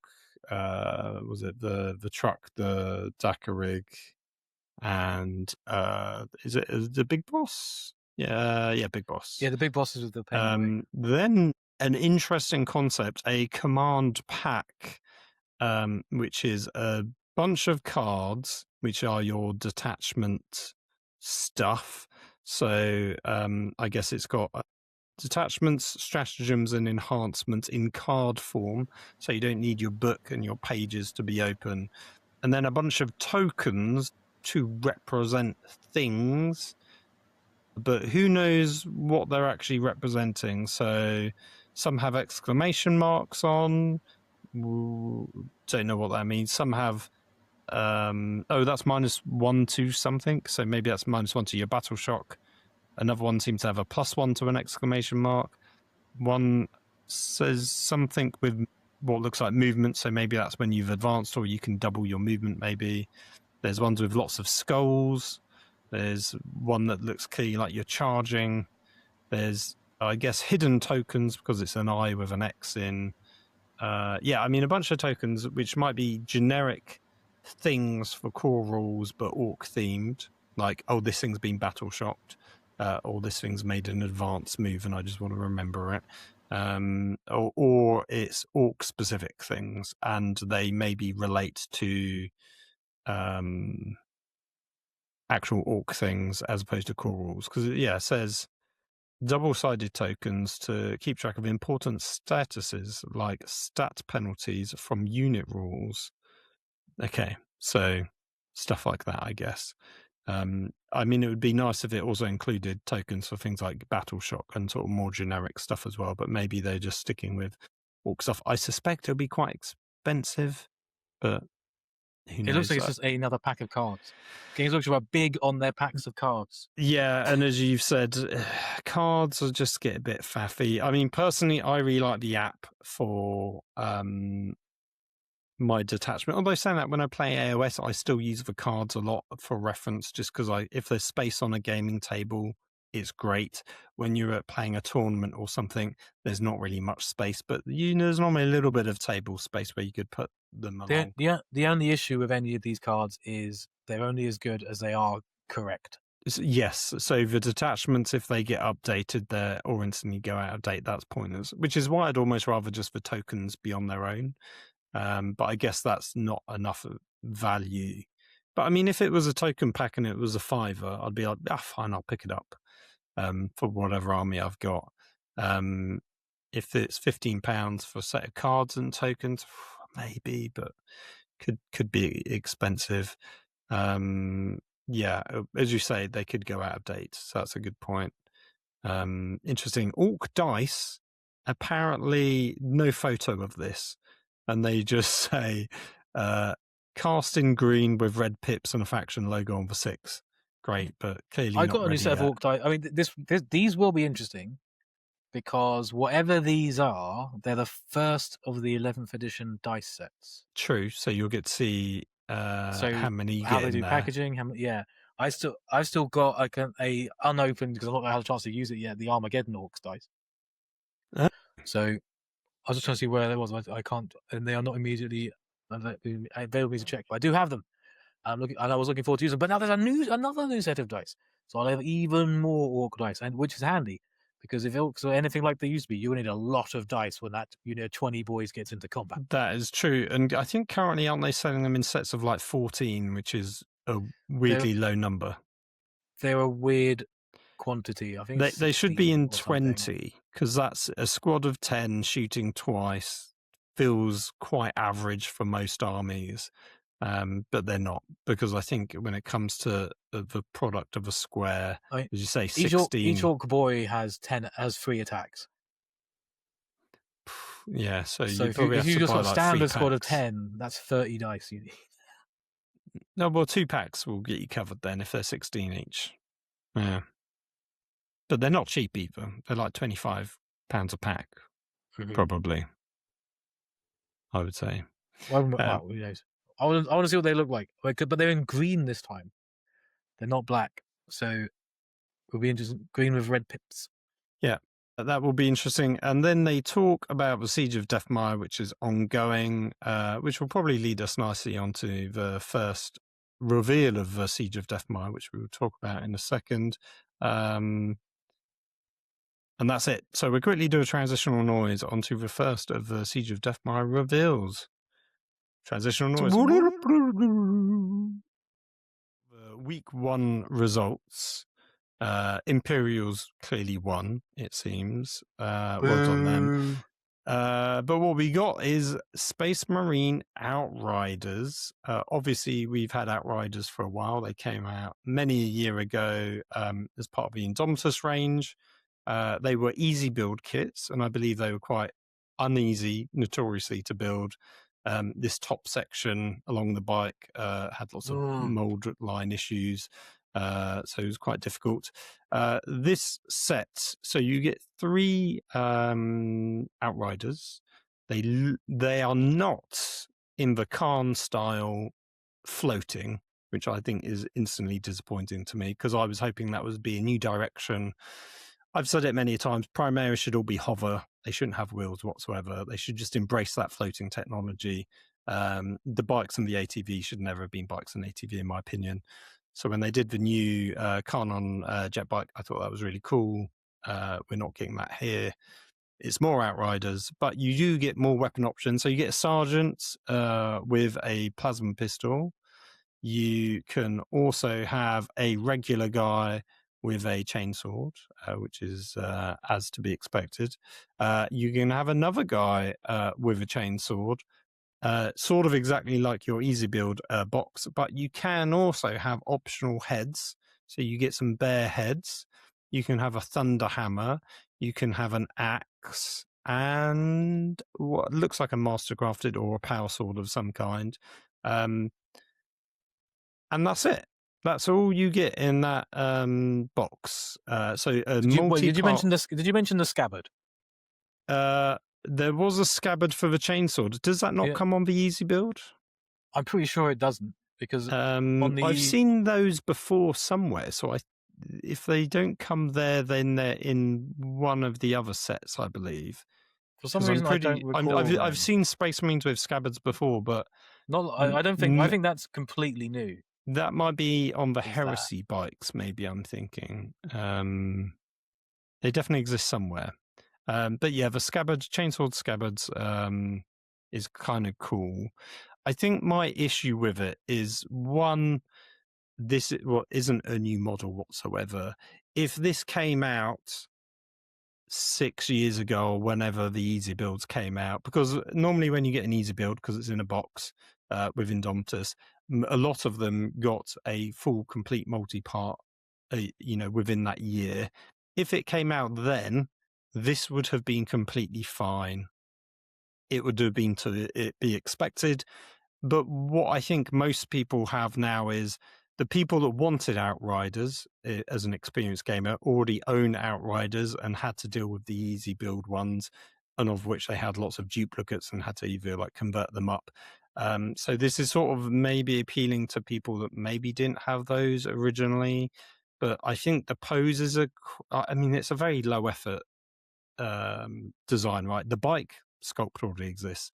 The legs and the torsos are all the same, and all they've ultimately given us is different heads and different weapons and like arms.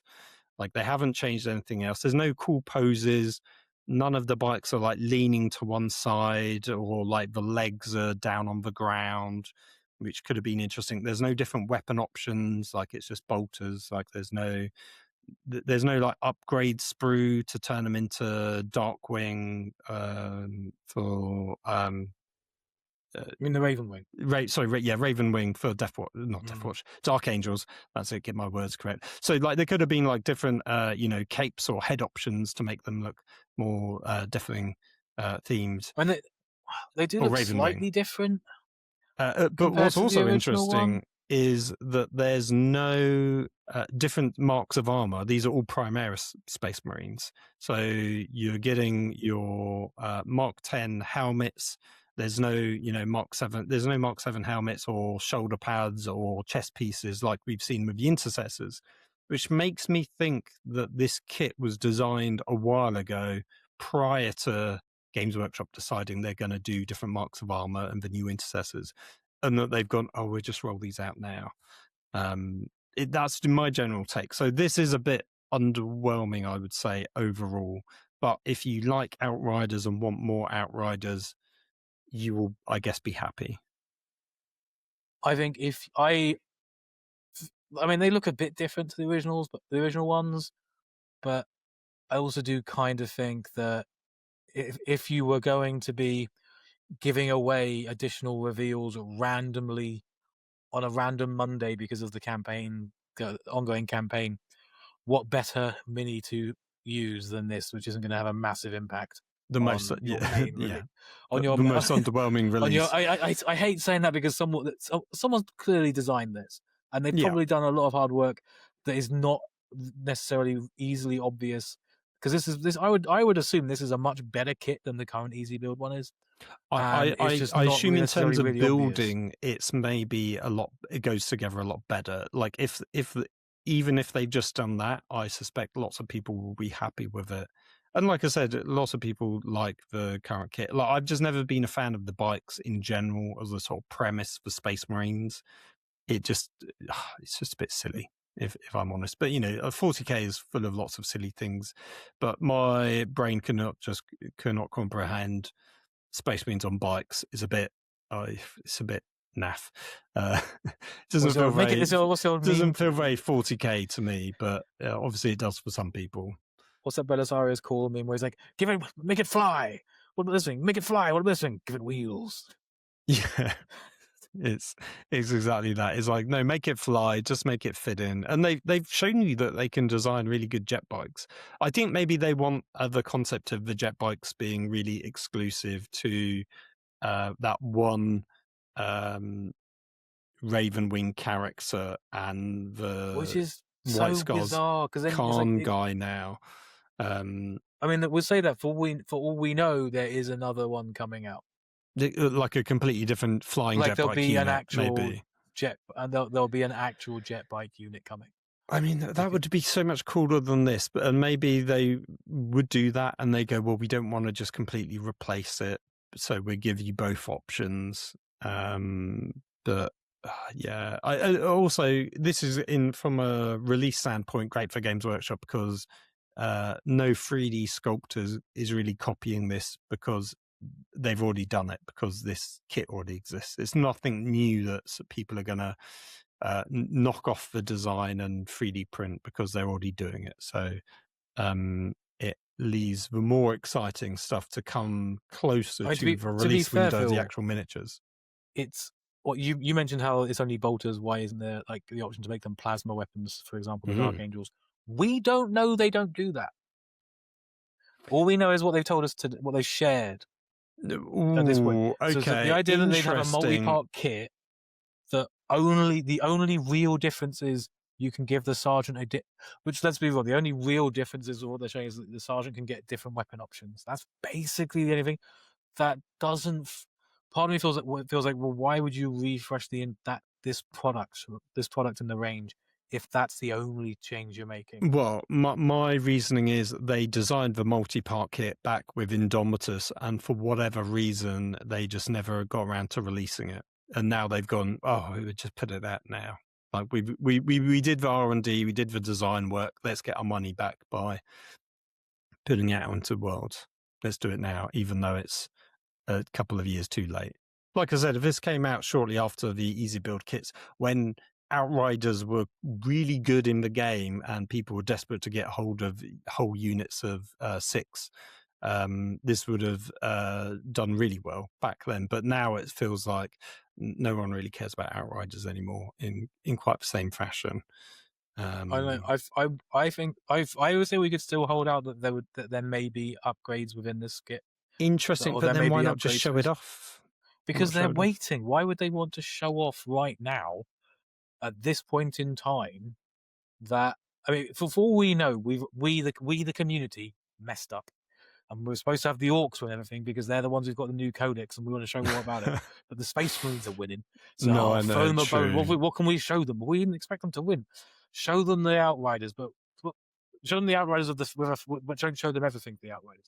There may be a new upgrades through coming, or this new Outrider box set might have within it additional upgrades, so you could have them like a White Scar variants, which have got additional customization options. Well, that would be cool. That might be a thing. I might be completely wrong. But so it does say there's cosmetic options, including being able to assemble the bikes leaning left to right as if taking corners. So that was one of my criticisms, is they're too static. But it's like, they've not shown us that in any of the images, like upright, I think, unless it's leaning very mildly. Also upright. Maybe that is a lean, but it's a very gentle lean. I want something a bit more extreme. I'm curious as to what that will look like, because it could be that the way this bike actually leans, because the model is slightly does look a little bit different. Because it was always a weird one because it can't really lean. Yes. Because the way it wasn't. So what if when it leans, it's like the wheels are staying where they are, but the whole bike but the rest, because it's like gyroscopic or something. Yeah, or something maybe like that. Yeah. I don't know. I think they have kept that. I am suspecting that they've left a bit of powder in the gun still, or something. Or they've kept some of their powder dry. Like there's more of this to show them just this. Maybe is what I would. Okay, that's being very generous, I would say. But which is uncharacteristic of me. I would love to think that's the case. I would love to think that's the case. But based on how this has been revealed, it's either slightly disappointing,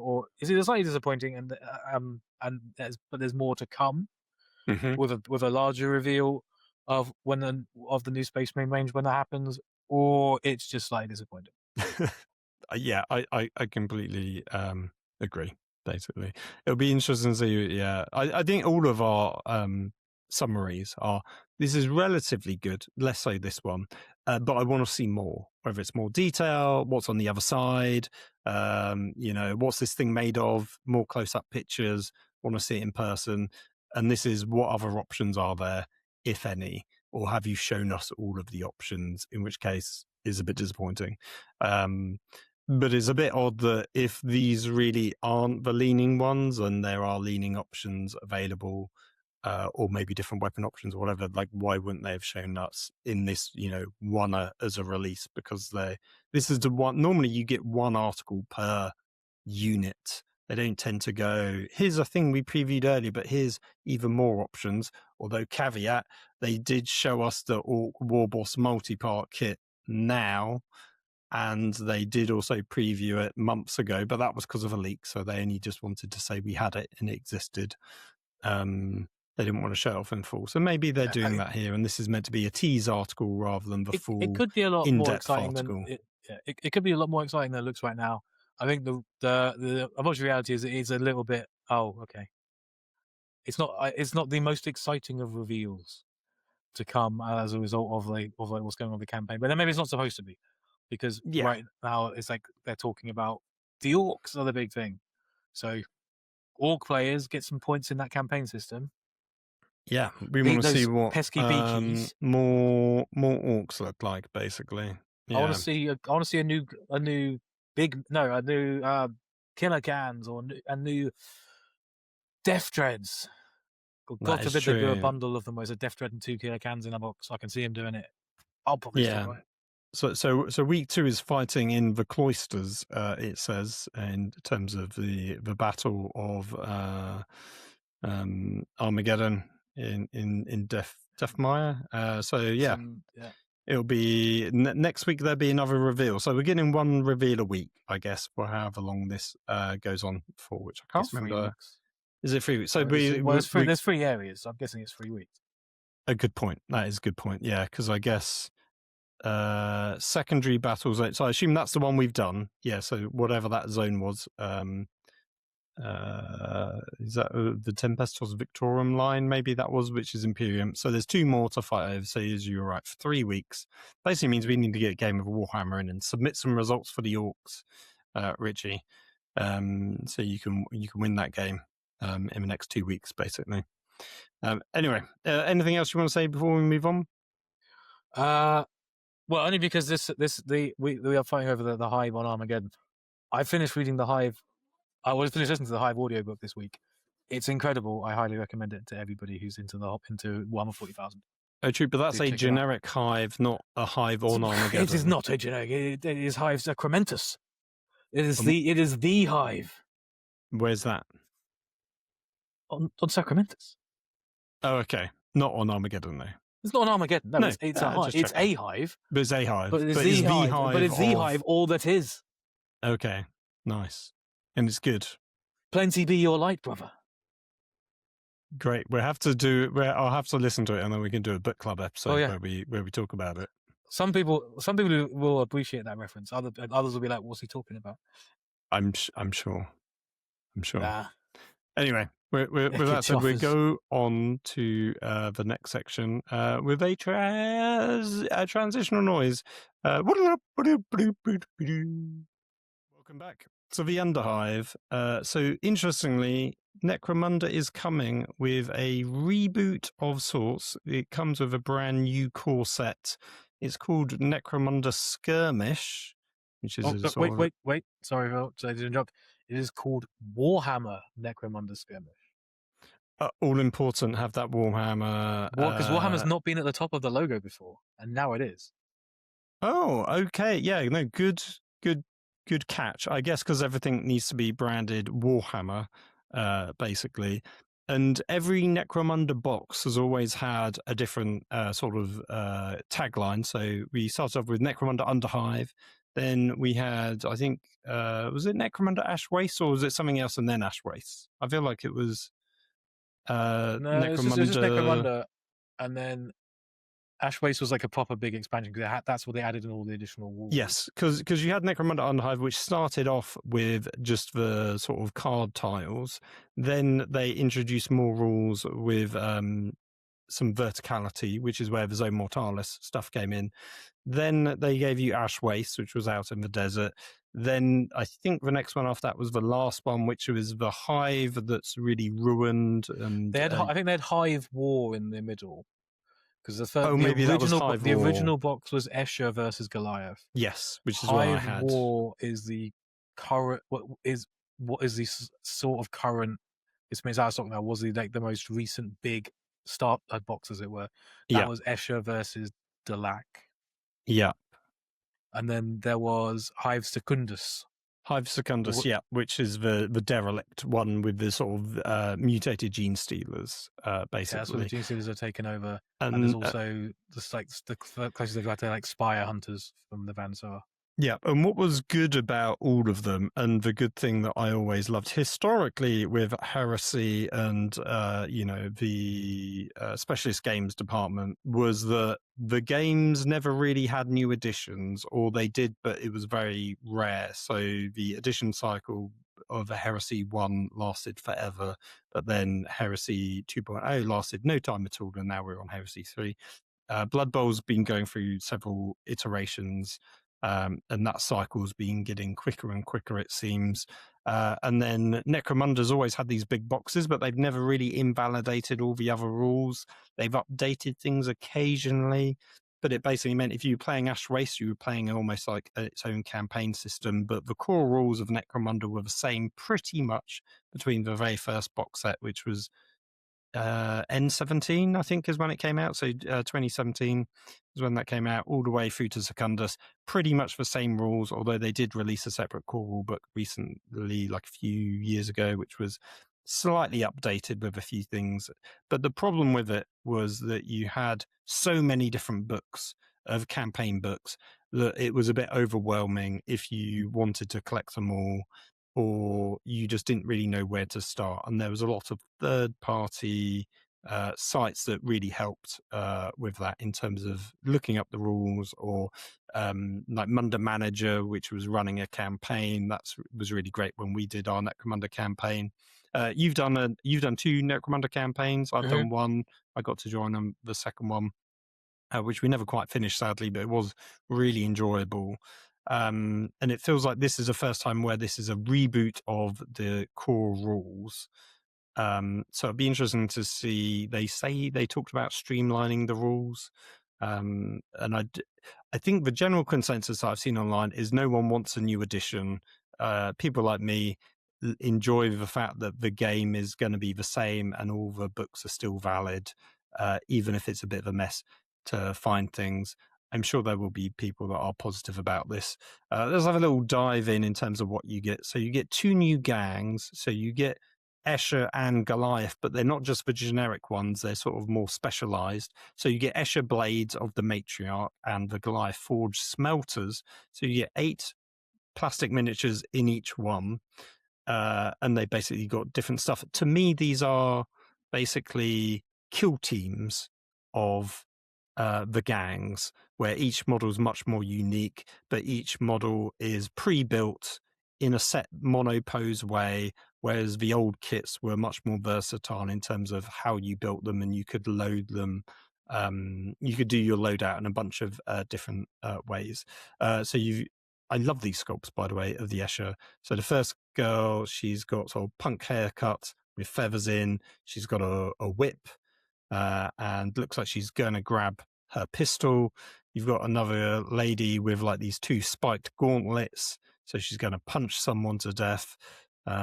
Then we've got one with a needle pistol and a pistol rifle, or needle rifle. You would know the terms because you play Escher, don't you? I do. So she's got the crouching down one's got a needle rifle. Oh, it's a needle rifle. The standing one has got I'm guessing a chem stim attached to her arm and a needle pistol in her hand. Nice. And then, she's got like a rebreather of some kind as well, and like a dagger. Then the next lot, a lady with an eye patch is always cool. She sort of feels a bit of a leader to me. She's got a needle pistol as well. And then whoever this is, again with an absolutely amazing coloured mohawk, but 2 auto pistols that are belt fed. Belt fed from her backpack. Phenomenal. Love this. I sort of want this model just to kit bash or use as is. These are great. You mentioned that these are monopose. If they are, there basically is two poses. There's two poses. Well, no, there's 4 sets of poses. And with alternate loadouts. bits, which is exactly what they've been doing with Kill Team quite a lot, to be fair. So is it repeating like legs? So if you look at, the easiest examples is the one we're just looking at, the girl who's got her 2 pistols and her foot on the ammo crate. Yeah. If you go twice to the left, that's the same pose as the girl with the whip. Oh, but it's on a rock instead. She's got a different rock. Oh, good spot. Which to be fair is quite. So I think they've not gone into too many details, but I'm guessing these are actually quite similar to the existing sets where there's lots of customization for like the arms, and you can essentially put whatever arms you want onto whatever the minis are. Because even like then there's 2 poses where she's down on one knee, but they're quite different. Both the poses are very different. One of them is the girl with the sniper, the needle rifle. Oh, I see. She's reloading, and the other one has got a shotgun. So I suspect. I think these will be fully. I think these will be fully at custom, like mix and match still with the existing kits. Possibly, yeah. So there's a lady with like a flamer weapon of some kind, and another one with like a servo arm, and she crouches down and she's got a shotgun and what looks like a stim of some kind or a needle. Don't know. So a lot of the kill teams are multi-part builds where they reuse some of the legs and torsos, but the hands, the head, and the weapons tend to be swappable. But you basically, in the instructions, it's build option A or B. That's your choice. None of the other parts are compatible. And the way the joins are, you can't easily swap out arms and things like that. Whereas I suspect the older kits are much more, here's a torso, here's some legs, here's some heads. Swap your hands, and most of the arms are compatible with most of the torsos. I don't think these will be, but I mean, who knows for sure? It'll be. I disagree. I think these will be. Having put together lots of Eschers and done lots of customization by Escher gangs, my suspicion is that these are actually going to. The only one which doesn't look like it's going to be too customizable in terms of the arms, and because on most of the kits on a lot of the previous Escher kits, you've had a selection of legs available, 1 or 2 torsos that you can use, and then the arms are kind of mix and match as much as you like.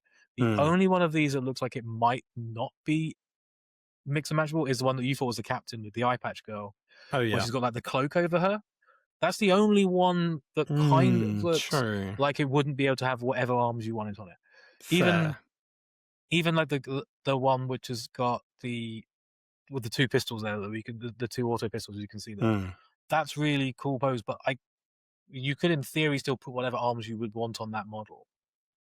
It would be hard to put. Maybe. It would be hard to put those arms onto any other model. Yes, potentially. Yeah, but a lot of these still look like you could use whatever you wanted on them. Yeah, I guess it's ultimately down to how they've split up the model on the sprue.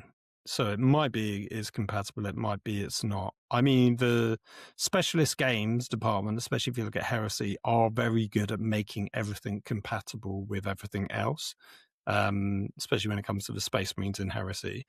The Games Workshop, like Kill Team, tend to make everything monopose, and you go, here's option A, here's option B. Let's streamline it and make it as easy as possible for you to build.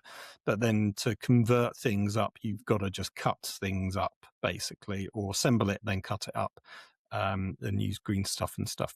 So potentially these are compatible. That would be very cool if it does. I'm saying that I'm saying as someone who's run with Escher gangs before, and like almost like not religiously sounds wrong, but yeah, definitely like taking a purist approach to being WYSIWYG throughout all my gang upgrades and changes and deaths. Yeah. It looks to me like the Escher gang in this set will be fully cut, will work fully all the existing kits you've got, so you could put these guns and weapons on the previous models and vice versa. Is my assumption. You'd hope so, yeah. That's why I definitely hope so. And I don't see any reason why that wouldn't be because you remember, well, we'll get to it later. So there was the standard gangs, then there was like these upgrade sets which gave you sort of specialist models plus Juves, And I don't know how cross-compatible those models were, because the Jews and the bigger guys were. For Escher, they were completely interchangeable. Oh, okay, all right. So maybe these will be then, because I've never got one of those upgrade boxes. And often they did resin weapon upgrades originally and head options, and then they did plastic sets of those upgrades where they mostly did the same for the resins, but not always. And so, yeah, in theory, then you could have some great customization. They also talk about in the box, you're going to get a double-sided playmat, dice, range ruler, templates, condition and status markers, and gang tactics and campaign cards, which we'll see later on. And then for the Goliaths, these are very similar to the originals, but again, they've almost got like a bit of a Kill Team spin on it, where each one's a bit more a unique individual character. Whereas, and I think that this is the thing that's worth saying, is when it comes to building that box set of the original Goliaths and Esches, it's a bit daunting because you have all these choices. It's because it's just a bunch of torsos and a bunch of different weapon options, and you can build them all to have, say, shotguns, or all to have pistols and combat weapons, but you kind of need to play the game a few times to work out what your play style is, and you need to sort of understand what's good, or you need to at least build a gang with the correct points limits or creds, to then actually know how you should be building your models. If you just go and built them, if I remember rightly, if you built the original core box set as per the instructions, you didn't have the right models or a legal loadout to create your first gang. You still needed either more, or you needed to change the weapons out. Whereas these just come as pick an option, or they just come as they are. So it's less thinking up front in terms of how you want to do them. You got a guy with a giant axe, like an executioner style axe. You've got a guy with a pistol and some kind of I'm pretty sure that's needle. a girl. That's a lady, Phil. Is it a lady? Oh, yes. I'm pretty sure that's a lady one. You don't see lady Goliaths that often. The Jews, I think, had some ladies in. Which is interesting, because Goliaths used to be traditionally an all-male gang, and Esches were all ladies. But I think you're right, based on the vest top. And the size, like the physical size. Oh yeah, it's a bit smaller. I assumed it was a Juve then. It was just a young lad, a wee whippersnapper, but maybe you're right, it is a lady. She has a sort of needle arm stim thing. Maybe it's a medical thing. Maybe it's a I'm assuming it's not poison weapon. I'm assuming it's not medicinal. I'm assuming it's like a chem administrator or something. But then one of the Esches has something similar, so I'm curious as to what that is, because that's something different that I'm not familiar with in as like being a ready yes, weapon option. I mean, if it's a lady and they've made her the medical class, that is an awful trope in gaming. But it'd be interesting to see what it is. In fact, they might say here. No, they don't. No, they don't. They just let you speculate to your heart's content. They say precious little. Sadly. There's definitely a guy with a big, oversized, heavy stubber that he's wielding. He's got sort of a Mad Max style horse bite in his mouth, which is interesting. And then there's a guy with a hand flamer. You're missing the Mohawk of bullets. Oh, it's bullets, isn't it? Oh, you are right. Yeah, wow. Yeah, the Mohawks in the Goliath gang are completely bonkers. A Mohawk of bullets, that is impressive. Peak Mad Max, if you ask me. Yeah, a guy with a flamer on one hand because he's so tough. I love that flamer. That's a retro-looking flamer. That's a second edition-looking flamer. There are... the Sisters of Silence have that as well, sort of style nozzle and that plastic kit, which is probably due to be redone at some point. We also have a weird looking nozzle. I assume this is like a chem thrower or something. I love the skull helmet at the top and the goatee. He's a very cool sculpt. Another person that looks a bit like a medical person, because he's got another like one of the Esches, a sort of servo arm with a needle, but he's also got some kind of like fist thing that with like a knuckle duster and a hammer, maybe bit hard to tell what the other weapon I'm is. guessing it's some kind of slugger. Oh, yes, I think it's a pistol. You're right, yeah, or slugger for them. You're right. But you're just looking down at it, so it's a bit hard to tell. And then lastly, you've got a weird sort of. He almost looks like one of the stimmers, but a bit smaller. But he's got these two hooks for hands, and then a lady who's got some kind of weird arc rifle weapon of some description. If she was bald, she would really remind me of the lady in Aliens. I think she was meant to be like a. Yeah, I can't remember. She was carrying the big heavy weapon. If you remember the one. Oh, you mean John Connor's foster mum? Yes, yeah, her. Yeah, that's the one. That was a deep cut reference. That was a deep reference there. Get to, but yes, you are correct. Yeah, her. Looks a bit like her with the bandana on and stuff. If you got rid of the mohawk, but so I am less familiar with building Goliaths, but my feeling is these are less. There's less freedom in some of these I feel have slightly less freedom in customization as the Eshers do. Mostly especially the guy with hook hands. Yeah. Well, he's the same he's the same core mini as the guy with the giant axe as well. Right, yeah. So I don't know if they are a specific subclass, maybe, and that's because they do look to be significantly bigger. Because he's got so there were we'll see it later on. I think they were called stimmers. I want to say, I could be wrong, where they were bigger guys than the regular guys, but they don't. But those were much bigger. These sort of look more standard size. They don't look that. I mean, they are actually. This guy is a lot more muscular than the regular ones, but the other guys looked much huger, I thought. But overall, what are your thoughts on the Goliaths and Eshers? Like, do you like the sculpts? I love the Eshers. I'm a big fan of Eshers. Was just like the first gang that I started playing with because I bought the box and I split it with a friend, and they took the Goliaths and I took the Eshers. Mm-hmm. And they've been so much fun to play with, and their play style has been really fun to lean into. Gas everyone to death. We'll gas everyone. Yeah, well, that's something that's the thing for Eshers, using gas weapons. So you don't care so much about I don't care what armor you're wearing. I'm just going to throw gas at you and hope you choke to death. Or using like toxic weapons is really interesting as a gang. I have had a lot of fun playing with them.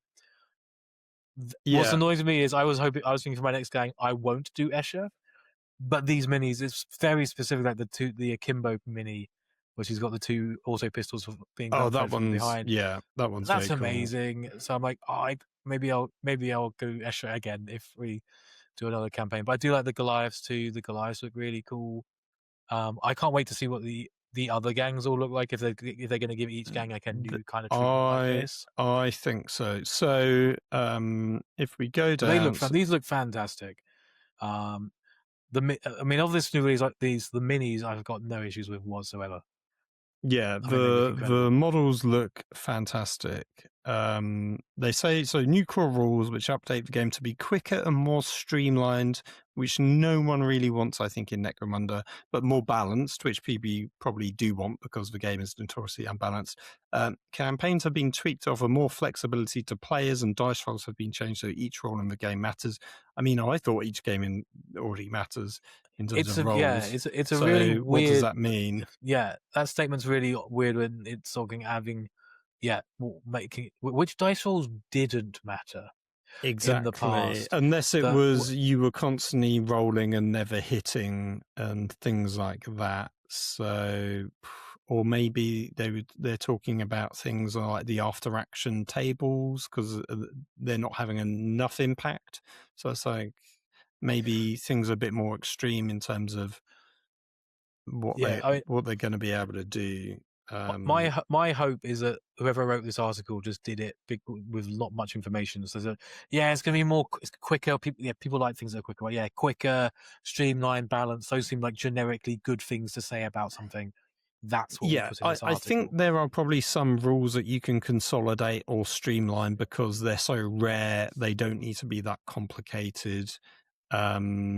and there's a lot of rules to learn, but a lot of people like the crunch of the rules once you learn it. I think for us, it's very difficult to get into because the rules are so different from modern 40k. We play 40k, we play Age of Sigmar as like our two main games. This is like our third system on top of that.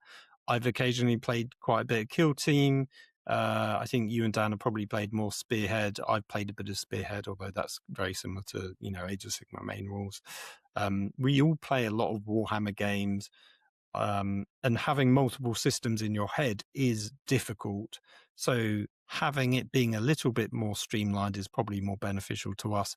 But most people who play Necromunda, I think pretty much just play Necromunda. The ones that are really into it, that are your big whales that spend all your money, just play Necromunda. And maybe dabble in the other systems. So they probably don't want it to be streamlined. The fact it's called Necromunda Skirmish definitely implies that it's sort of leaning into that, and the boxes that we see later lean into that as well.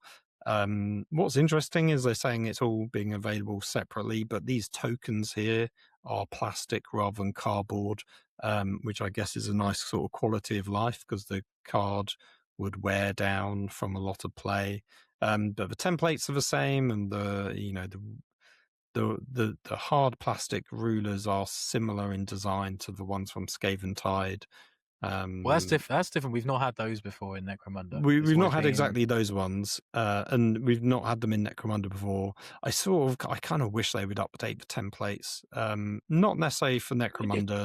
Definitely yes, those are classic templates, Phil. Well, that's a classic flame template. Don't you take it away from us. But the way I would always describe it is the templates for Old World and Horus Heresy, all the models have gotten bigger, but the templates have stayed the same size, so therefore gotten less effective. Well, Necromunda, Necromunda, it doesn't matter, so I don't have a problem with it. Personally, you could have updated the design of what's on it to maybe look a bit more Necromunda-y in terms of the etching on it, but size-wise, not a problem. It stayed the same. But for the other systems like Heresy, they need to get bigger. Personally, you get some. This is also really exciting. Some Zone Mortalis ruins, ruined Factoria pipes for your gangers to fight over.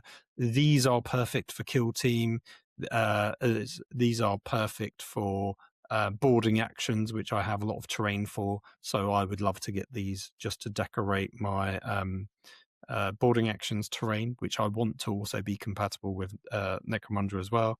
So that's cool. They show off a bunch more. So there's like sort of a generator, big pipe thing, as if you're brewing some gin or something. Then you've got some offshoot pipes from it. There's like a sort of spinning electric wheel with some servo screens.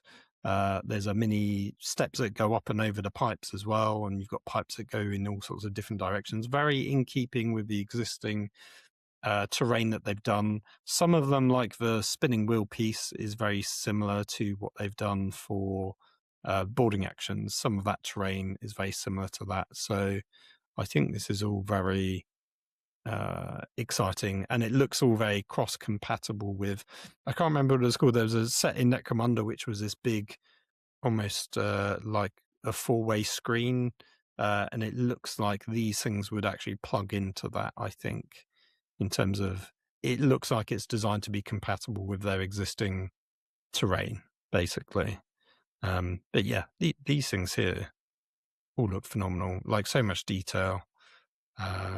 Yeah, they look like they'd be great for playing.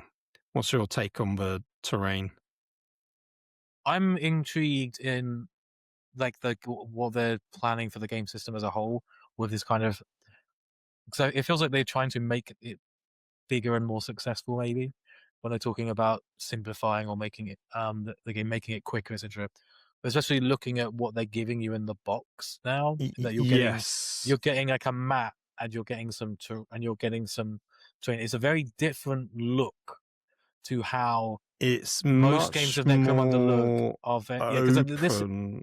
So this one at the top, and I assume this is the playmat that you get, is a little bit similar to the tiles that you originally got, but the tiles were based on the old Zone Mortalis, so they were rooms.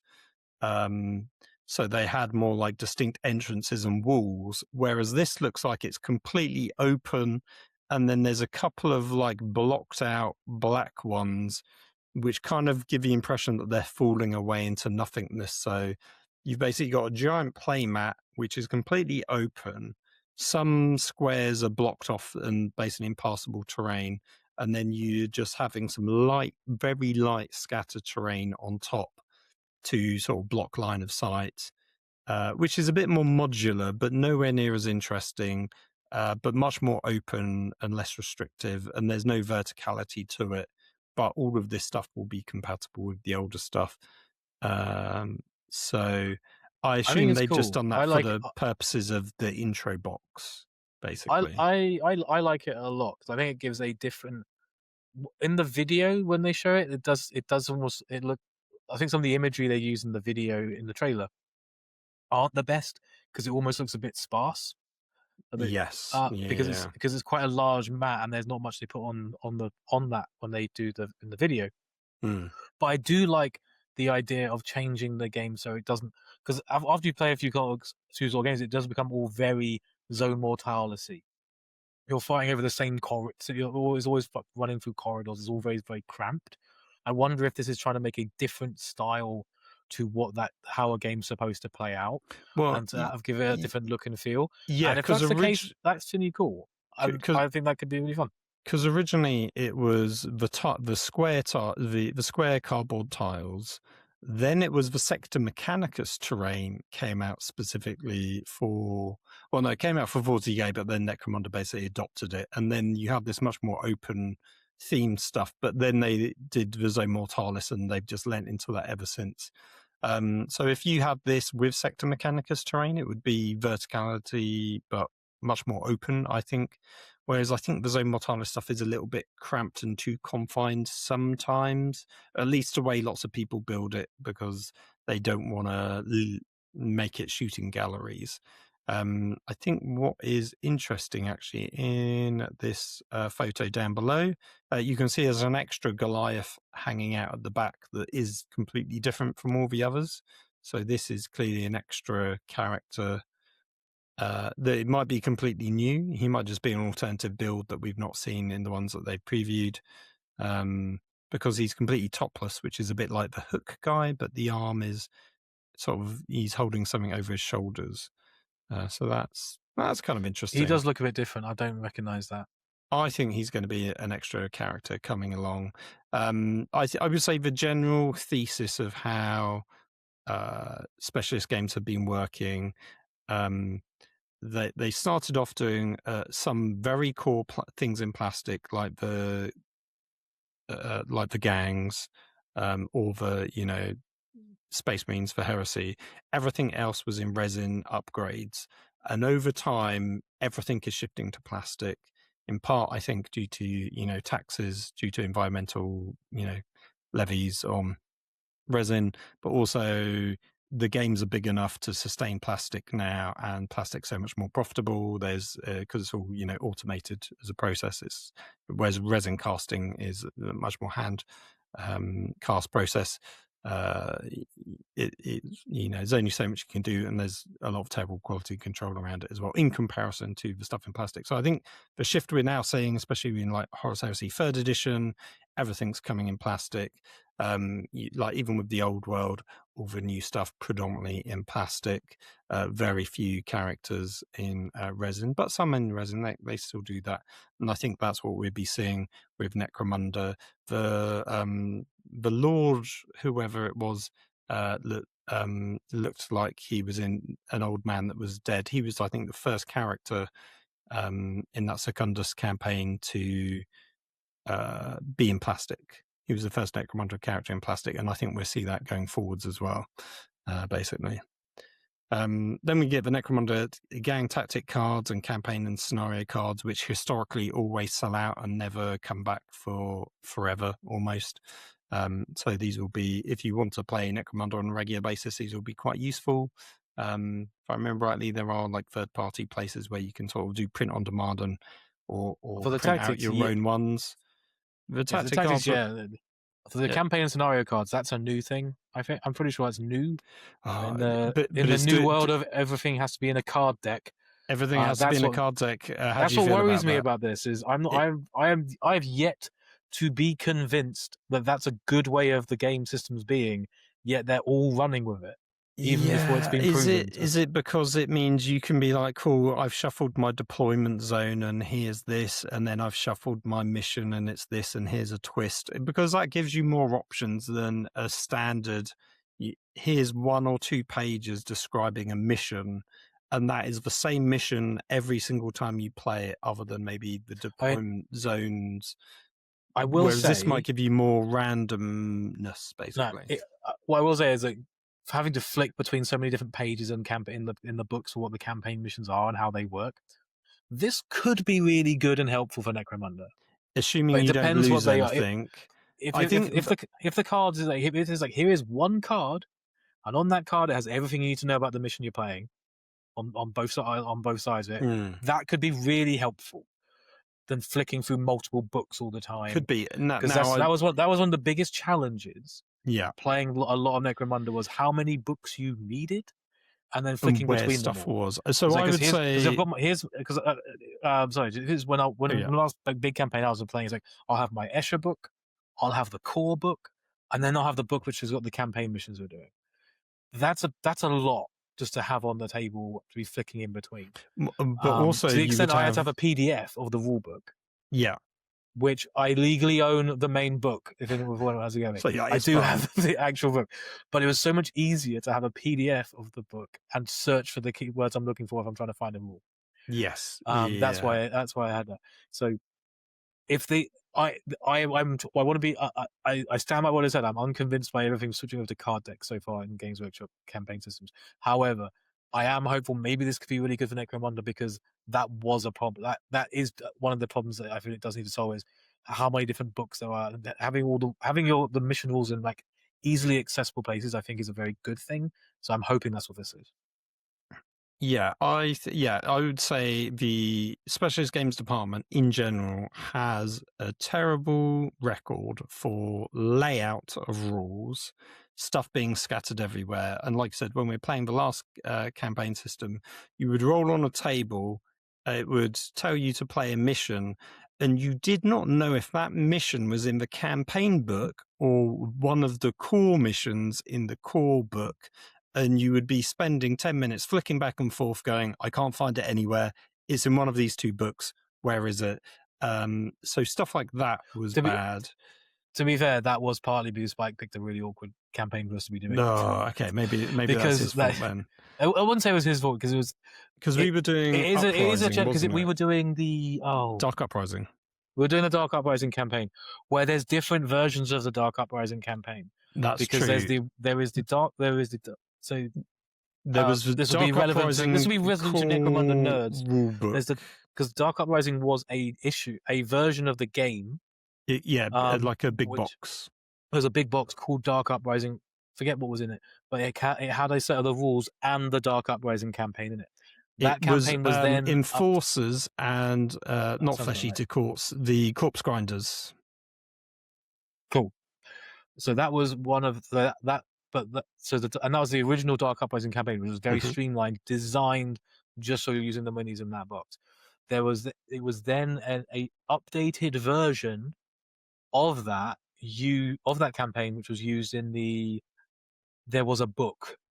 Was a Necromunda book. I want to say it was like Outcasts and something or other, but it was the one that I had to buy because it had the Renegade cults and Gene Stealer cults in it, basically, which was quite a good book. Oh no, it's the Necromunda Apocrypha.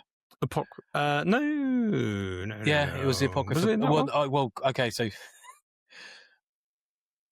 Apocrypha was definitely the book, because that had. I'm pretty sure that's the book that had a version of the Dark Uprising campaign in it. And no, it was definitely the one with the Chaos cults in, because that's the one I had, and it was in there as well. Okay, there was multiple ones in. Because I didn't have Apocrypha, but some rules were also in there as well, I think. But that was like big guys. Yeah, we were playing a fun campaign, but the where its rules were will split over different books, and it's quite hard to find and what I the think actual that is a bit of a problem. And I think the wording and language around rules, like I think mainline Games Workshop has gone on leaps and strides and maybe too far in that kind of legalese of how things are overly prescribed. But Can you define for me what once means, Phil? Exactly, I can. And I can describe to you what table quarters is. But in a way, it mitigates all sort of weird nuances where you go, what happens? Whereas Necromunda doesn't have any of that. And you get those of, oh, well, what happens when A happens and B happens at the same time? Who knows? There's no answer. And there was never any FAQs about it. And the language and layout of the rules wasn't ever that great. I would prefer a sort of happy medium between sort of nicely laid out and designed rules, but with still nice humanized language that the Necromunda stuff used, rather than the legalese of 40k. So I think this would be good. I think, as we've said many times, cards take up lots of space, but the convenience of having them, like, you know, just needing one or two cards in front of you rather than a book that you got to flip to and you got to lay it open, takes up a lot of space on the gaming table. So potentially these cards are going to be quite interesting and useful. You then get some gang books, which I would be hesitant to buy because these will normally be invalidated immediately. So this is Gangs of the Underhive, which is all your gangs, and Gangs of the Outlands, which is all your more esoteric ones. So the Gangs of the Underhive are the generic original ones like, you know, Goliath, Escher, Warlock, etc. And then, you know, your squat prospectors. I hope your Chaos Cults and Gene Stealers will be in Gangs of the Outland and not relegated to a PDF. But so they're hopefully being there. But then traditionally we've always had the House of books, which is your dedicated like codex for your gang, which I suspect might still come at some point. So if you're desperate to play Necromunda, sure, pick these up. But if you can hold off a few months to a year, maybe do that. I mean, I don't know. It depends on how regularly you play Necromunda. We don't know what. One thing that they haven't really made clear is what the new vision for how the game is going to be, what sort of changes they're making to the game, and what the future vision is.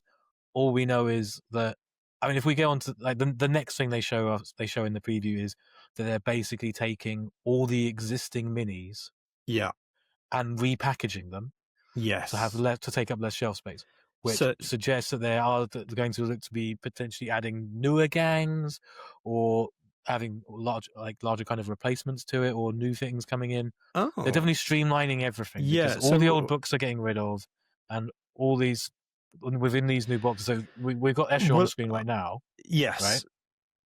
So it's what basically you've got in there is all both in boxes. Yeah, it's all in one place. So you buy your gang, and you don't. So traditionally, you buy your gang. You then buy the gang like upgrade sprue, which has all your weapon options, extra weapon options, and then you buy like the extra kind of specialist gangs, which are like your Juves, and then these like ladies in the back that look different, and the ones with the little animals, like they're all your kind of cool specialists. Which was a separate box before, but now it's saying that you get your selection of fighters, including leaders, champions, gangers, which is your generic box, and I think your prospects were the extra box, and then you have your weapons and upgrade frame, which was also an extra box. So all three things are in one. To me, this is like the kill teamification or combat patrol of Necromunda.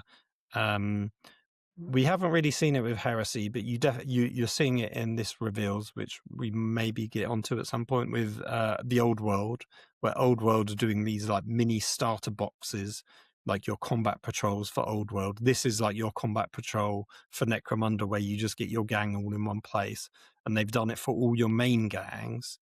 So you've got Escher, you've got Goliath. See, these two here are the big guys. They came in like the specialists, which I think, are the stimmers. Maybe they're not hugely different, but they feel like they're still bigger than the guy with the axe that we saw earlier. But there are even bigger ones available currently in. The Forge World one, the resin one is an even bigger guy. Then we've got obviously the Orks, the Van Saar, Caldor, with the extra flamer guys. I've forgotten the name. Delac, yeah. I think these are really cool boxes because, well, I think they're cool in multiple ways. One, they're cool as a consumer because you get essentially your starter box, which is never enough. Yes. Because especially if you're making a new gang now, you're not the initial starter box. So for like Escher, for example, it gives you Jews and gangers, which are fine, but you really want to be used. But you also want to have access to, the Death Maidens and the Wild Runners. Oh, yeah, because they're the ones at the back, right? Yeah, you want to have access to them, and there was also some extra weapons in there. So the fact that the way it's described is from an Escher perspective, you get the standard box of the gangers and the Jews, the expansion box which has the Death Maidens and the Wild Runners, and their little pet things.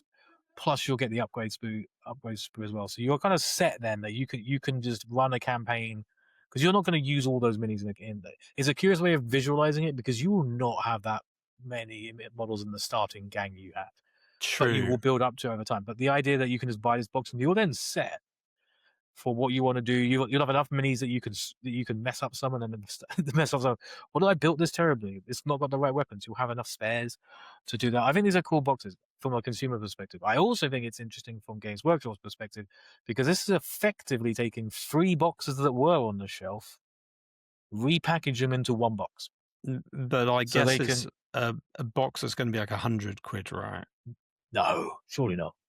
Well, here's the thing. Will they sneakily put in a price hike? Because I imagine the 2 ganger boxes are probably £35 each, and the upgrade sprue is probably £15 each. So you're almost there, and then they've gone, inflation. Well, if you just went into the store today to buy the equivalent of this Escher box, that's 2 of the gang boxes. That's $32.50 each. So that's $65. Then plus the weapons and upgrades it was $18.50, so it's $65. Wait, 85 minus 150, so that's £83.50. So they'll probably sell these. I would assume they'll sell these for maybe $85. If they charge $100, that's slightly taken the mick. Yeah. So I would say $85 or lower is what these boxes would be. But I feel like these are like a legacy, not legacy. It's no longer a thing. It's like because they'll be releasing the newer gangs as we've seen with Escher and Goliath. Yes, those will be our lower price point. This was my point. This is sort of because this isn't an all-in-one place to get your whole gang. Because now there's those new Escher models, and I sort of have the impression that they're going to be like these are the old gang with your full customization. Do what you want with it if you want to play that old version of Necromunda, but you could just buy your new Escher gang. I don't know if you scrolled it or not, which will get you these guys, which is your 8 models. That's it. That's what they come with. They're presets like Kill Team. Those models come with those things, and that's your gang, and that's a nice simple way of playing. And this gang, and you will be automatically balanced with your Goliath gang or your new Orlok gang. You don't need to worry about anything else. Just put them down and play. I suspect maybe that is the direction they're trying to push Necromunda Skirmish to be in. I sort of worry that would be the case, but maybe it's not. Maybe it's just here's a sort of a new custom gang, and maybe it gives them because this way they can do several different versions of Escher gangs, and that's sort of the problem. Once they've made the Escher gang box, because it's so customizable, you build it once, you don't really need to build it again.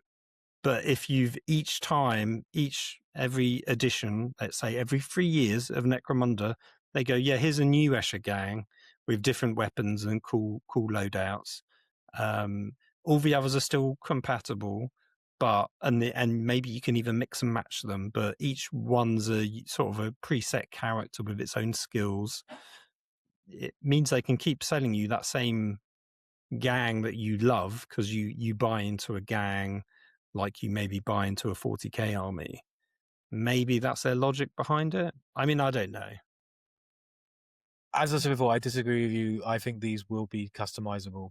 I think you are. I would be surprised if you're wrong, though. That in the sense that I think there will be I think they could well be having for all the gangs come out. Like, here is a default loadout.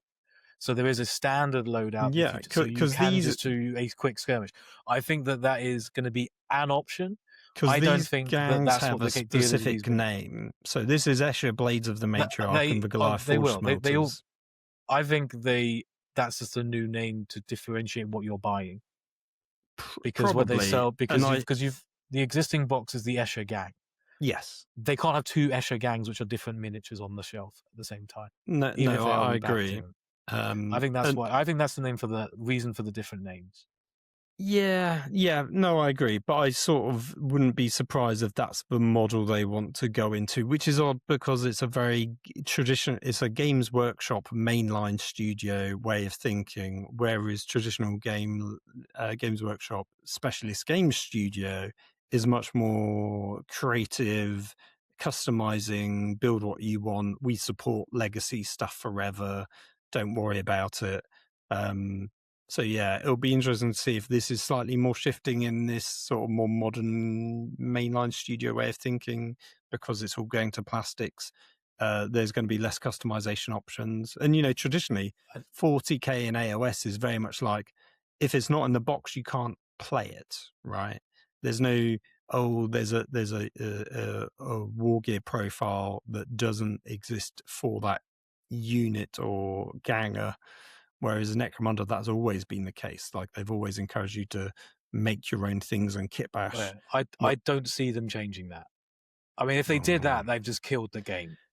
Well, that would be killing me. And but here's the thing: it's like, with the exception of these models, we can still play Necromunda with the old rules. And I've only played one campaign, and we didn't even finish it with the old book that I bought. So I basically bought the core rule. I am cursed, I have to say. Every time I get into a game, because I'm like, this will be fun. Games Workshop's like, we're going to wait 6 months to a year once you've built everything and ready to play, and then we're going to give you a new edition and make those things invalid. So Necromunda was my latest one, where it was heresy before that. If this comes out in like September or October, you still had that, were able to use that book for over 12 months. Of which we played 6-7 games. That's no one's fault but us. Maybe. We can't blame Games Workshop because you didn't play enough games of Necromunda. No, that's not fair. No, I'll blame Spike. How about that? He's the one that didn't carry the campaign on. For shame on him. Anyway, yeah, but my problem is, if we do like the new Skirmish game, we can still play the old one. There's no harm in that. And I'm quite happy to play the old one to get a bit more use out of my book. And it's only if we really want these models, do we really need to bother with the new system. I would be keen to see what they do with the streamlining aspect of it and how it plays, though. My feeling is that the reason it's called Warhammer Skirmish is because on a shelf to someone who doesn't know what this is, just calling it Necromunda doesn't mean anything. Right. Whereas this is a skirmish game. I mean, obviously to us who know and play it and are familiar with it, we know what Necromunda is. However, if you don't know what Necromunda is, what is Necromunda? You have to explain to somebody what it is. So with Warhammer 40k, we're at a point now in history where people know what Warhammer means now. That, like, the word, just the word Warhammer, people kind of get an idea what that means. So the reason this is like Warhammer. I read this as Warhammer Skirmish Necromunda. So what they're telling you is this is a Warhammer game where you play skirmish battles. Well, that's what the new. So it's letting you know it's a squad based thing, because kill team is like, it's a team and they kill each other. That's quite straightforward, and it's Warhammer 40,000 kill team. I mean, this was just Necromunda before. It was like, what is that to someone who doesn't play? Yeah, true. I mean, one option, and I don't think they necessarily outright said this, or maybe they did, so I could be wrong. As I've always said, every big core box set has always been compatible with the others. This maybe is still the case, but maybe Necromunda Skirmish is a spin-off of Necromunda with these specific gangs, and those gangs are still compatible. Oh no, because they've given us the books. But I was thinking those gangs are still compatible with the old game. But yeah, no, I don't think so, because they've given us the Underhive books, basically. I'm of the opinion that Skirmish is to make it more obvious what this product is. Yeah, and to help that appeal to a bigger audience, and also to differentiate between the editions, right? So sure, know. So it's it's a new version, but they've specifically added on Warhammer, and so it's not just Necromunda Skirmish, it's Warhammer Necromunda Skirmish, and how because everything's being branded Warhammer now. Yeah, so it's like this is a Warhammer product, and it's a Skirmish game. And that's my I don't think I am choosing to not read too much into that at this point in a negative way. I'm just looking at that's how they're framing it to make it more of appealing of a game to people, because it may even be people who just go to Warhammer stores don't know what Necromunda is. They just see Necromunda, but what is that? And and maybe it doesn't feel as approachable as some of the other games, and they want to try and make it more successful. And this is the way they're trying to do that. That's how I think it's going. That's how it's going to go. That is fair. So, I mean, if you look at that core rule book, it looks just as thick as the current one. So, and maybe it has been streamlined slightly, and they've given us some more lore and artwork or something instead. But I suspect it's. I mean, what I would hope is it's just a tidied up version. It's maybe they've condensed a few things here and there, because some bits were overly complicated. Like, to me, this feels to me like, was it 8th edition or 9th edition or 40k, where they made some big kind of changes to some of the game systems, and everyone got. Maybe it's not the best because everyone got like 7th to 8th was the big reset, wasn't it? Yeah, but this feels like this could be a big reset, because essentially what they're doing is all the existing books, completely outside of a lore perspective, will no longer mean anything. Yeah, they're releasing they're releasing 2 new books to cover all the basic rules all the rules for all your units is now going to be covered up in these 2, the gangs of the Underhive and the gangs of the Outlands, and there's a new core rule book. So in a way, it is kind of resetting a lot of stuff. Yeah, so they're now much like 8th edition. Yeah, so if you wanted to play Necromunda but never got into it, now is potentially the perfect time. Like we've speculated many times, like if this is a new edition of the game, are they going to do that 3-year cycle with this game like they have with things like Heresy now? And it seems like Old World's getting not quite a full reset, it's getting a little update. Because I think the one thing that people liked about Specialist games was that the edition churn was nowhere near as bad as it is in 40k and Age of Sigmar. So people went and they enjoyed the fact that the Necromunda rules were mostly stable, but there were things they could buy for it. If this is a new edition that we see every 3 years, I think a lot of people will be annoyed about that. So hopefully it isn't that. Hopefully it'll be an edition every 6 to 8 years or something, but who knows? But yeah, I think, is there anything else you want to say before we say farewell? I think it looks really cool. I can't wait to see more about Necromunda.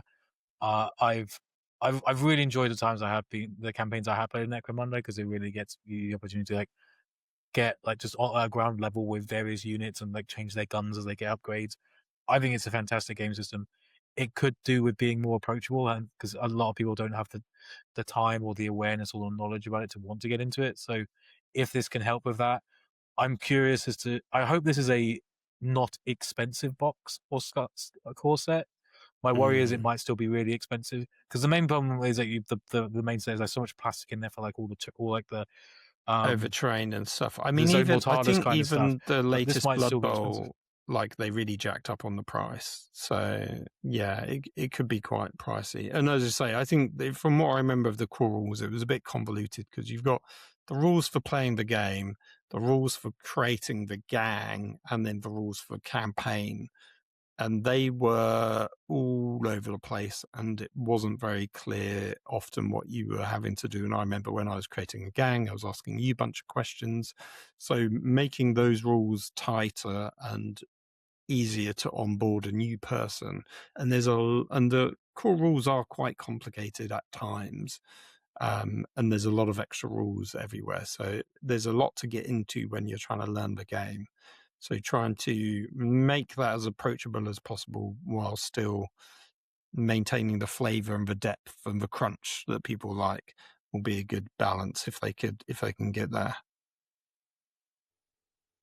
Cool. Well, on that note, we will say goodbye and we will do a transitional noise to, I guess, the very end of the show. So transitional noise. Wanted to round off the 40k themed part of this show with the Exodites. Richie just said they're very good, and I'm basically going to do the same thing. There was a much long intro video into them, and we finally see Exodites coming to life in Warhammer 40k via the medium of Kill Team.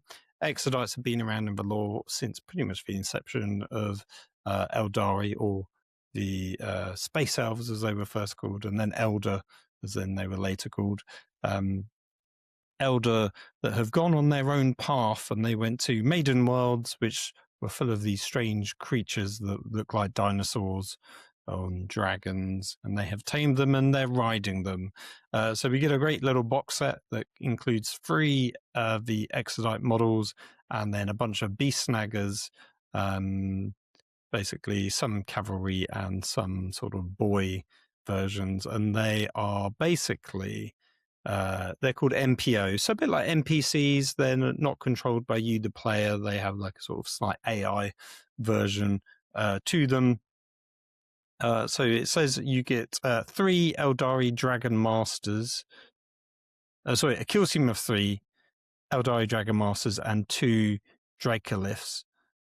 So you get your Clan Blade, which is a guy riding a dinosaur of some kind with weirdly human hands, I would say, a little crazy beak. This person has a shield and a sword. Then we have, this is the more wizard one. This is the Stone Seeker. So they've got a staff and they're posed with their hand outstretched, as if they're casting some psychic power. You can see much more of a colourful face of the dragon that they're riding, or dinosaur, whatever it's actually going to be called. And then the last one is a sniper character. So that was really interesting that each one is very individual, which is a very Kill Team, not very appropriate for 40k, which we'll talk about shortly. And then you get a few smaller miniatures. You get these 2 little mini dragons, we call them mini dinosaurs. They are the Dracoliths. Okay, so you do get 3 Dragon Masters and 2 Dracoliths. So these are the Dracolith, which is a small little cute doggy version of the characters. These are all incredible miniatures. Great to see the Exodites come to life. Much like the Corsairs, and much like Krieg, I suspect there will be a larger range of these coming down the line. Maybe not a full whole wide army release. We've only seen a couple of things for Corsairs. I would love to see more for Corsairs. I would love to see more for Exodites. I think they're really interesting. In a way, I think with the Exodites, I would have loved to have seen less of the classic sort of Eldari helmets and maybe more them showing their faces.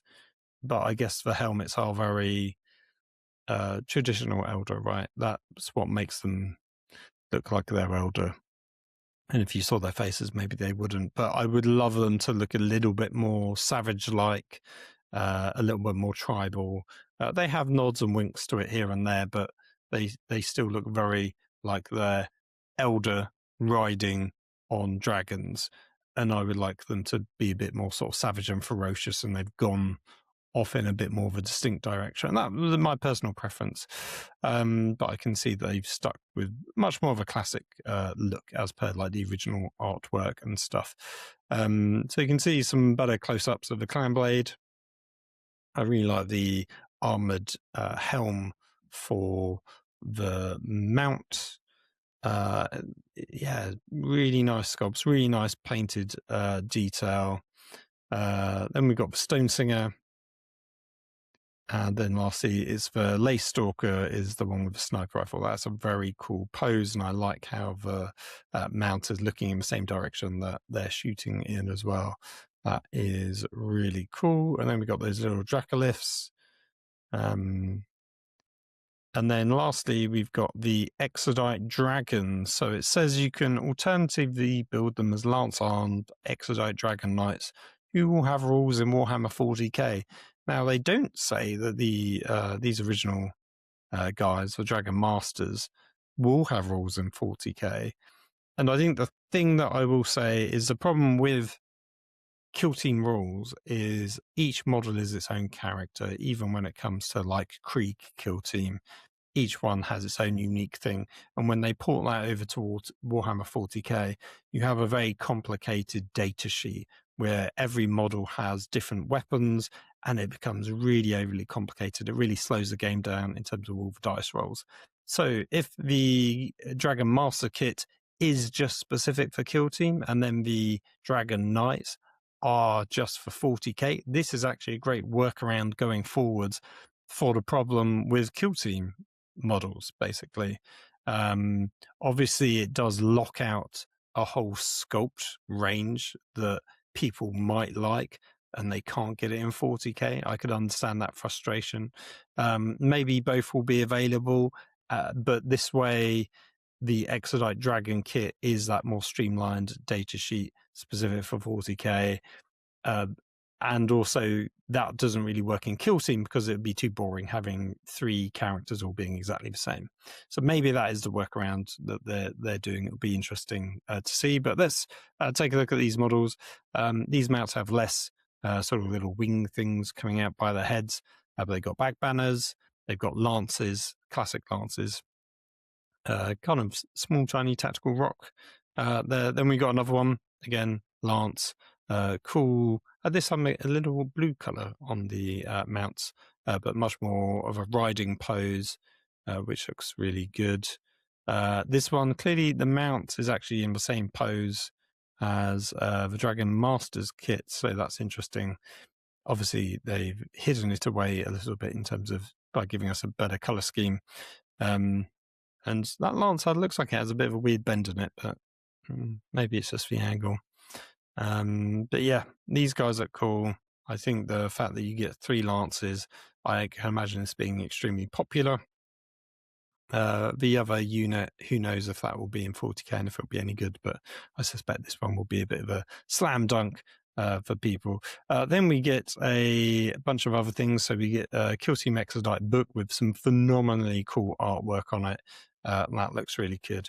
Kind of like the weird sort of human arms on these creatures. They're very cool. You get some templates.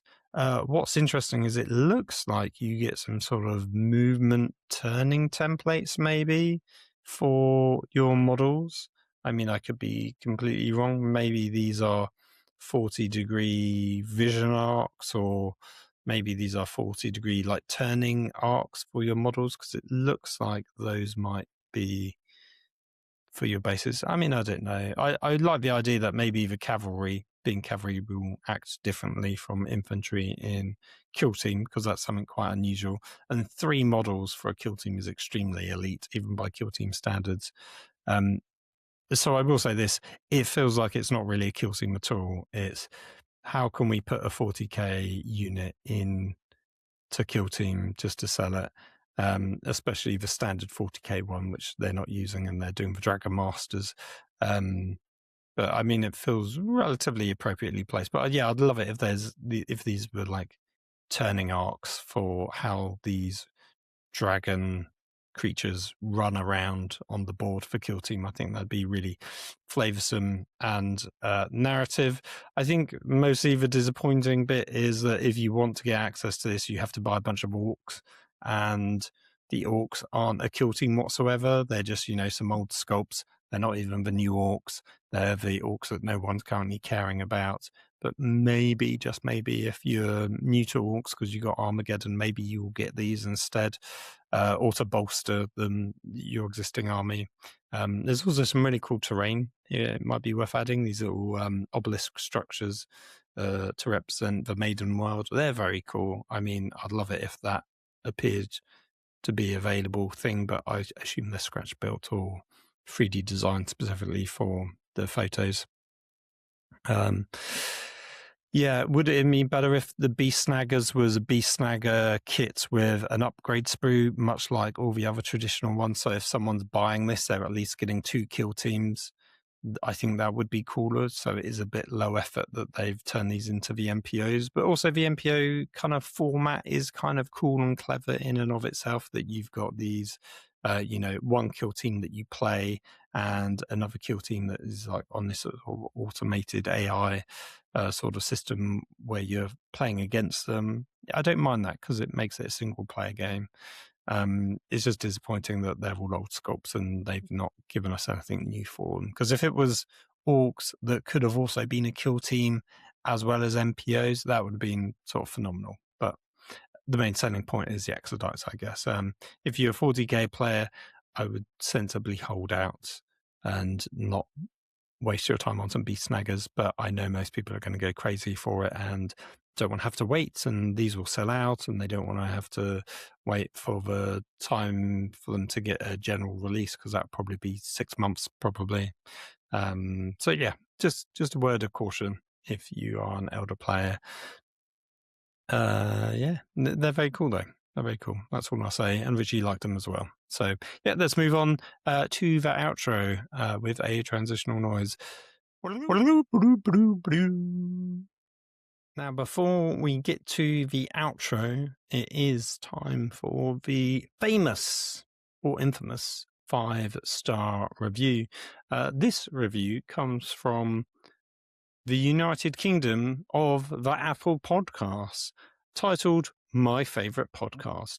I've been listening to The Lookout Sir for the past few years, and it's absolutely my favourite podcast. Dan leaving was a blow, but Phil has always been my favourite. Thank you very much. He's always been my favourite anyway, and he's doing a stellar job of continuing on. I'm especially enjoying the video content, getting to look at what you're talking about as it happens. And a great example of this was the episode looking at the new Defiler and Knight model. Keep up the good work. We really appreciate it. That comes from someone called Salmon Face. So thank you very much, Salmon Face. I'm glad you're enjoying the show. I'm glad I was always your favourite as well. Many person had me down as their favourite. Dan knew it, he just didn't want to admit it. Glad you enjoyed that Defiler and Knight episode. That one took a lot of production to get done. I'd like to do a few more of those in the future, but thankfully Tim and Richie have been doing some stellar work helping me join the show, so I haven't had to worry too much about doing those extensively overproduced episodes, but they will appear from time to time. So yeah, thank you very much, and I'm glad you're still listening. I hope you are, and enjoying the video format as well. I only have 2 more 5-star reviews to go to read out. So if you would like your 5-star review read out, please jump in the queue now before I run out. If you would like to be like Salmon Face, please join us on Apple Podcasts predominantly, but Audible, I believe you can also leave it. And if you also wanted to leave it anywhere else, just let me know where. YouTube is a good one. YouTube comments, just say 5 stars in your comments and then leave your 5-star review, and I'll read those ones out as well. I'll double check, but I don't think I've had any there recently at all. If you would also like to support the show, you can do it in a variety of places. You can, like and subscribe. Tell your friends to listen to the podcast. You can buy our merch on Red Level, and lastly, you can support me on Patreon, which goes to keeping on the lights, paying for the software that I use to edit and produce this pays for the hosting costs on Buzzsprout that I use as the RSS feed for the general podcast itself. It all costs money. So yes, please do support me on there. There will probably be an extra episode of Transitional Noise, which is the bonus content that I occasionally put out for Patreon-only subscribers. I think I've done 1 or maybe 2 episodes of that. I've been far too busy for the last few months, sadly, to do it. But there's been so much content from this reveal show. I think everything else from that reveal show will go into a Transitional Noise episode if I get time. I'm away next week, so I don't think I'll have time then. But if I get time afterwards to do it, or if I get time this week to record it and maybe edit it, it will appear with this. That would be nice, or shortly afterwards. There's quite a few extra bits of content I have always wanted to do. I've just not had time to do it. So I'll see what I can do. Yeah, fingers crossed, everyone. Let's see what happens. Yeah, so if you'd like to support the show, please do. It's always greatly appreciated. It helps keep me motivated to keep doing this when it is very late at night, like it is currently at midnight as I'm finishing off this episode. But I'm not done yet, because the 5-star is done. Let's Transitional Noise quickly to a very brief outro before I go to bed. So yes, Transitional Noise. End of the podcast, where it's just me on my own talking to you. Yeah, so Richie left. Thank you very much, Richie, for joining me on the main bulk of the show. That was greatly appreciated. Loved your insight. I was hoping to get Tim on to talk about the Ogre tribes, because both him and me have been brainstorming ideas for Ogre tribes. We both love the idea of getting into it, maybe doing a doubles list for Ogre tribes. Not sure if that's going to happen anytime soon, but I think we might like to make it work. Tim is in the process of having a child, not him personally, his wife, is probably due any day now. So he's been a bit too busy doing baby preparations to join me, sadly. Hopefully he will be back on at some point. But the TLDR of his opinion on Ogre tribes was, I think he was very much like me, liked everything, maybe except for the big pot character, because that one just sort of stands out as being a little bit odd in comparison to the rest of the range, but the models are very good. And yeah, hopefully I'm going to do a deep dive into them. There's a very small chance I'll save it for the next episode on the hope that Tim can join me, but chances are I will bundle everything else non-40k related into a Transitional Noise show, and I'll put it on there, and that way I can keep next episode for more 40k content, because I would like to talk about playing the game, which I've yet to do in terms of the new edition, talking about the cards, whether that's the chapter approved and the campaign deck as well. So I'd like to do those probably as the next episode. Let me know down in the comments if you've got other ideas you'd like me to talk about.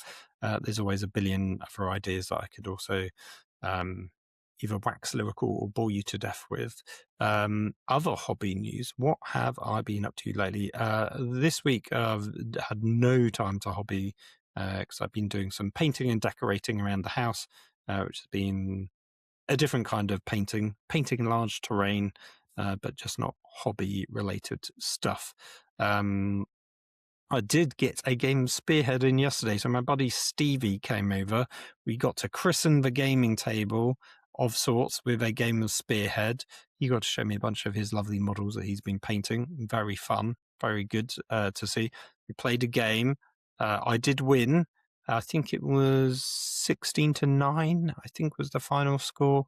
It was quite interesting because Nighthaunt have the old rules, or at least for Spearhead I was using, had the old rules with their fill up save, unrendable, but a slightly worse ward save. So it was nice to kind of play old Nighthaunt, which was my favourite version of Nighthaunt.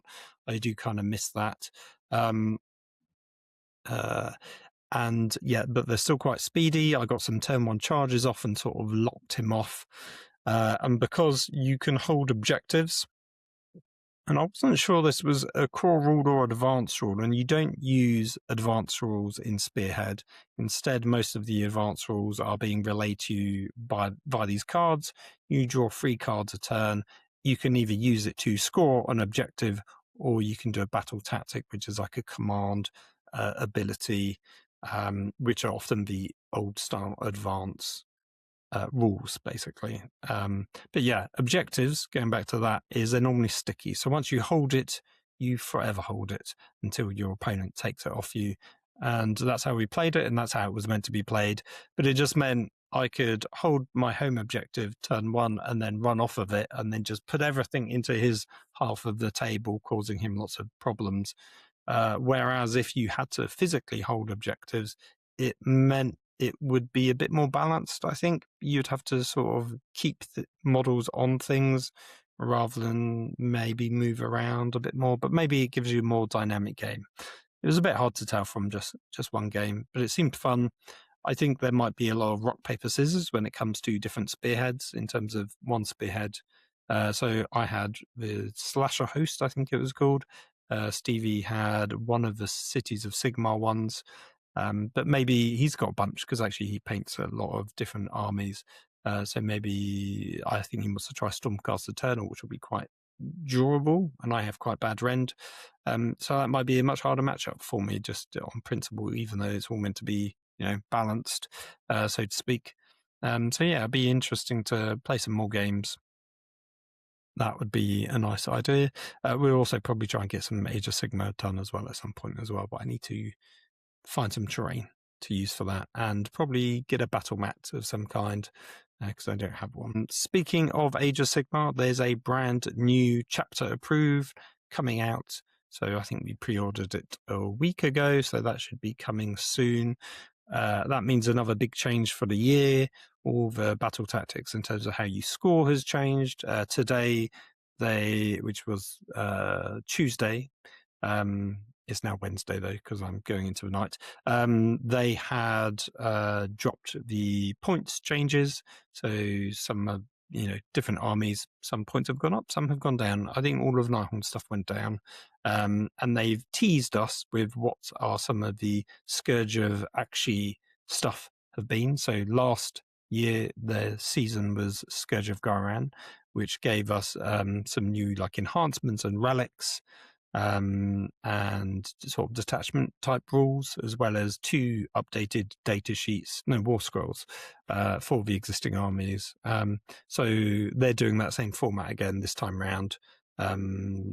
Weirdly for Nighthaunt, they're getting a new Black Coach again, so it'll be interesting if it's the same one from the last season or if it's a new one or just slightly tweaked. And then the unit that they've also done for Nighthaunt is Spirit Hosts, which I have a few of, so that'll be good. I don't have to worry about building something new. I can just potentially play with that one. So when those rules come out, that'll be really interesting to see and play some games. We also finally booked, as a group, our hotel for Newport, because we're doing the grand narrative for that for 40k. Although Tim's sort of, he's changed his mind and he's coming, but he's not doing a grand narrative because he doesn't want to do 40k as much anymore because it's a lot to keep up learning multiple systems. So he's going to do the grand tournament for Age of Sigmar instead, because that's his much preferred system. And as a gaming group as a whole, as I'm sure you listeners have understood over the last couple of years, Dan, Richie, and Tim all prefer Age of Sigmar over 40k. I would say I think Age of Sigmar is a better game system, but I still prefer the lore, story, and armies of 40k more. The jury is still out, obviously, on 11th edition because we've not played it, and they're all still hopeful that 11th edition will be good, but I think they're a lot more wedded to Age of Sigmar now, more than 40k. So yeah, we booked our hotels for Grand Narratives. That'll be good to do. I think that's 6 weeks away, so it's not long now. So obviously we'll do hopefully another podcast episode dedicated to that as a group going off. Hopefully Tim and Richie can join me for that as well, so that'll be exciting. And yeah, in terms of Age of Sigmar, like I would say my one issue has always been struggling to stick to an army. And I was looking at my shelf indoors. So I've got my Nighthaunt, which I've got a reasonably sized collection for. But then I realized, I've got the Soul Blight Gravelords limited edition battle tome. I've also got the Hellsmiths of Hashut limited edition battle tome. And I want to get the Ogre Maw Tribes limited edition battle tome, because the only way to give a limited edition battle tome is to get the army box. And I have been sucked into the Death Rattle army box because it looked really cool. I loved the look of the skeletons. I liked the look of most of the Hellsmiths of Hashut. And I really, really like the look of Ogre Maw Tribes. But I'm not stuck to doing any of those things. So maybe I'm having a sort of butterfly moment where I'm buying things, being very briefly enthusiastic about them, and then my enthusiasm is fading. I've got some great ideas for Soul Blight Gravelords. I never really had any great ideas for Hellsmiths of Hashut other than doing a lava base. And half of the model range I really like, and some of the models, like the artillery pieces, I really don't like the look of.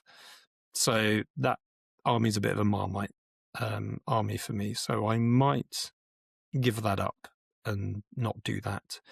Ogre Maw Tribes I really like the look of. I really wanted to convert them up into some sort of pirate theme, but the new models don't really lean into that very well. So maybe I'll do more of a Japanese theme, or just do their, because they're kind of Mongolian, I guess, vibe at the moment. So I might do Mongolian Japanese theme, but still make it nautical. So there's some ships or some seaweed and sea monsters or something.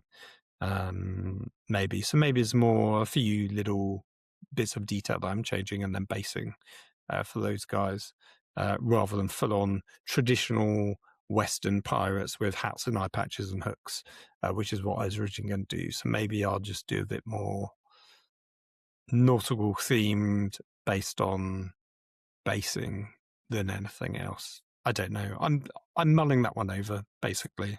But yeah, my problem with Age of Sigmar is I can't really settle on an army that I really like, and in part because I want to convert them up. But the other downside is the models like Ogre Maw Tribes are so good, they don't need converting at all. Whereas if a model's a bit rubbish, it would make me want to convert it up.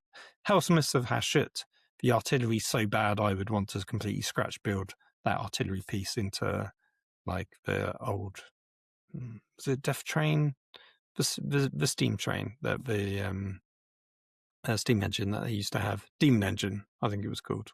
Yeah, it's a bit late, and my brain is a bit fried. So, yeah, I hope you've enjoyed the show. It's been a very long episode, I think, once it's all edited together. Sorry about the last episode where there was some editing issues. I maybe overcorrected the auto cutting out the ums and ahs section, and the last bit of the episode that me and Richie were in was very choppy. I didn't spot that because I spent the good part of a day going through that episode, and that was the last section that I didn't have time to physically listen to, because that's what I try and do. So yeah, sorry about that. Hopefully this one will be a bit better. No guarantees though. Yeah, thank you very much for listening, sticking around to the very end. Greatly appreciated. If you have enjoyed the show, please do let me know down in the comments below if you're listening on YouTube. And if not, you can find the post relating to this episode over on the social media and just leave a comment there as well. That'd be greatly appreciated. Thank you very much. Good night, good morning, whatever you're doing in your day. Goodbye.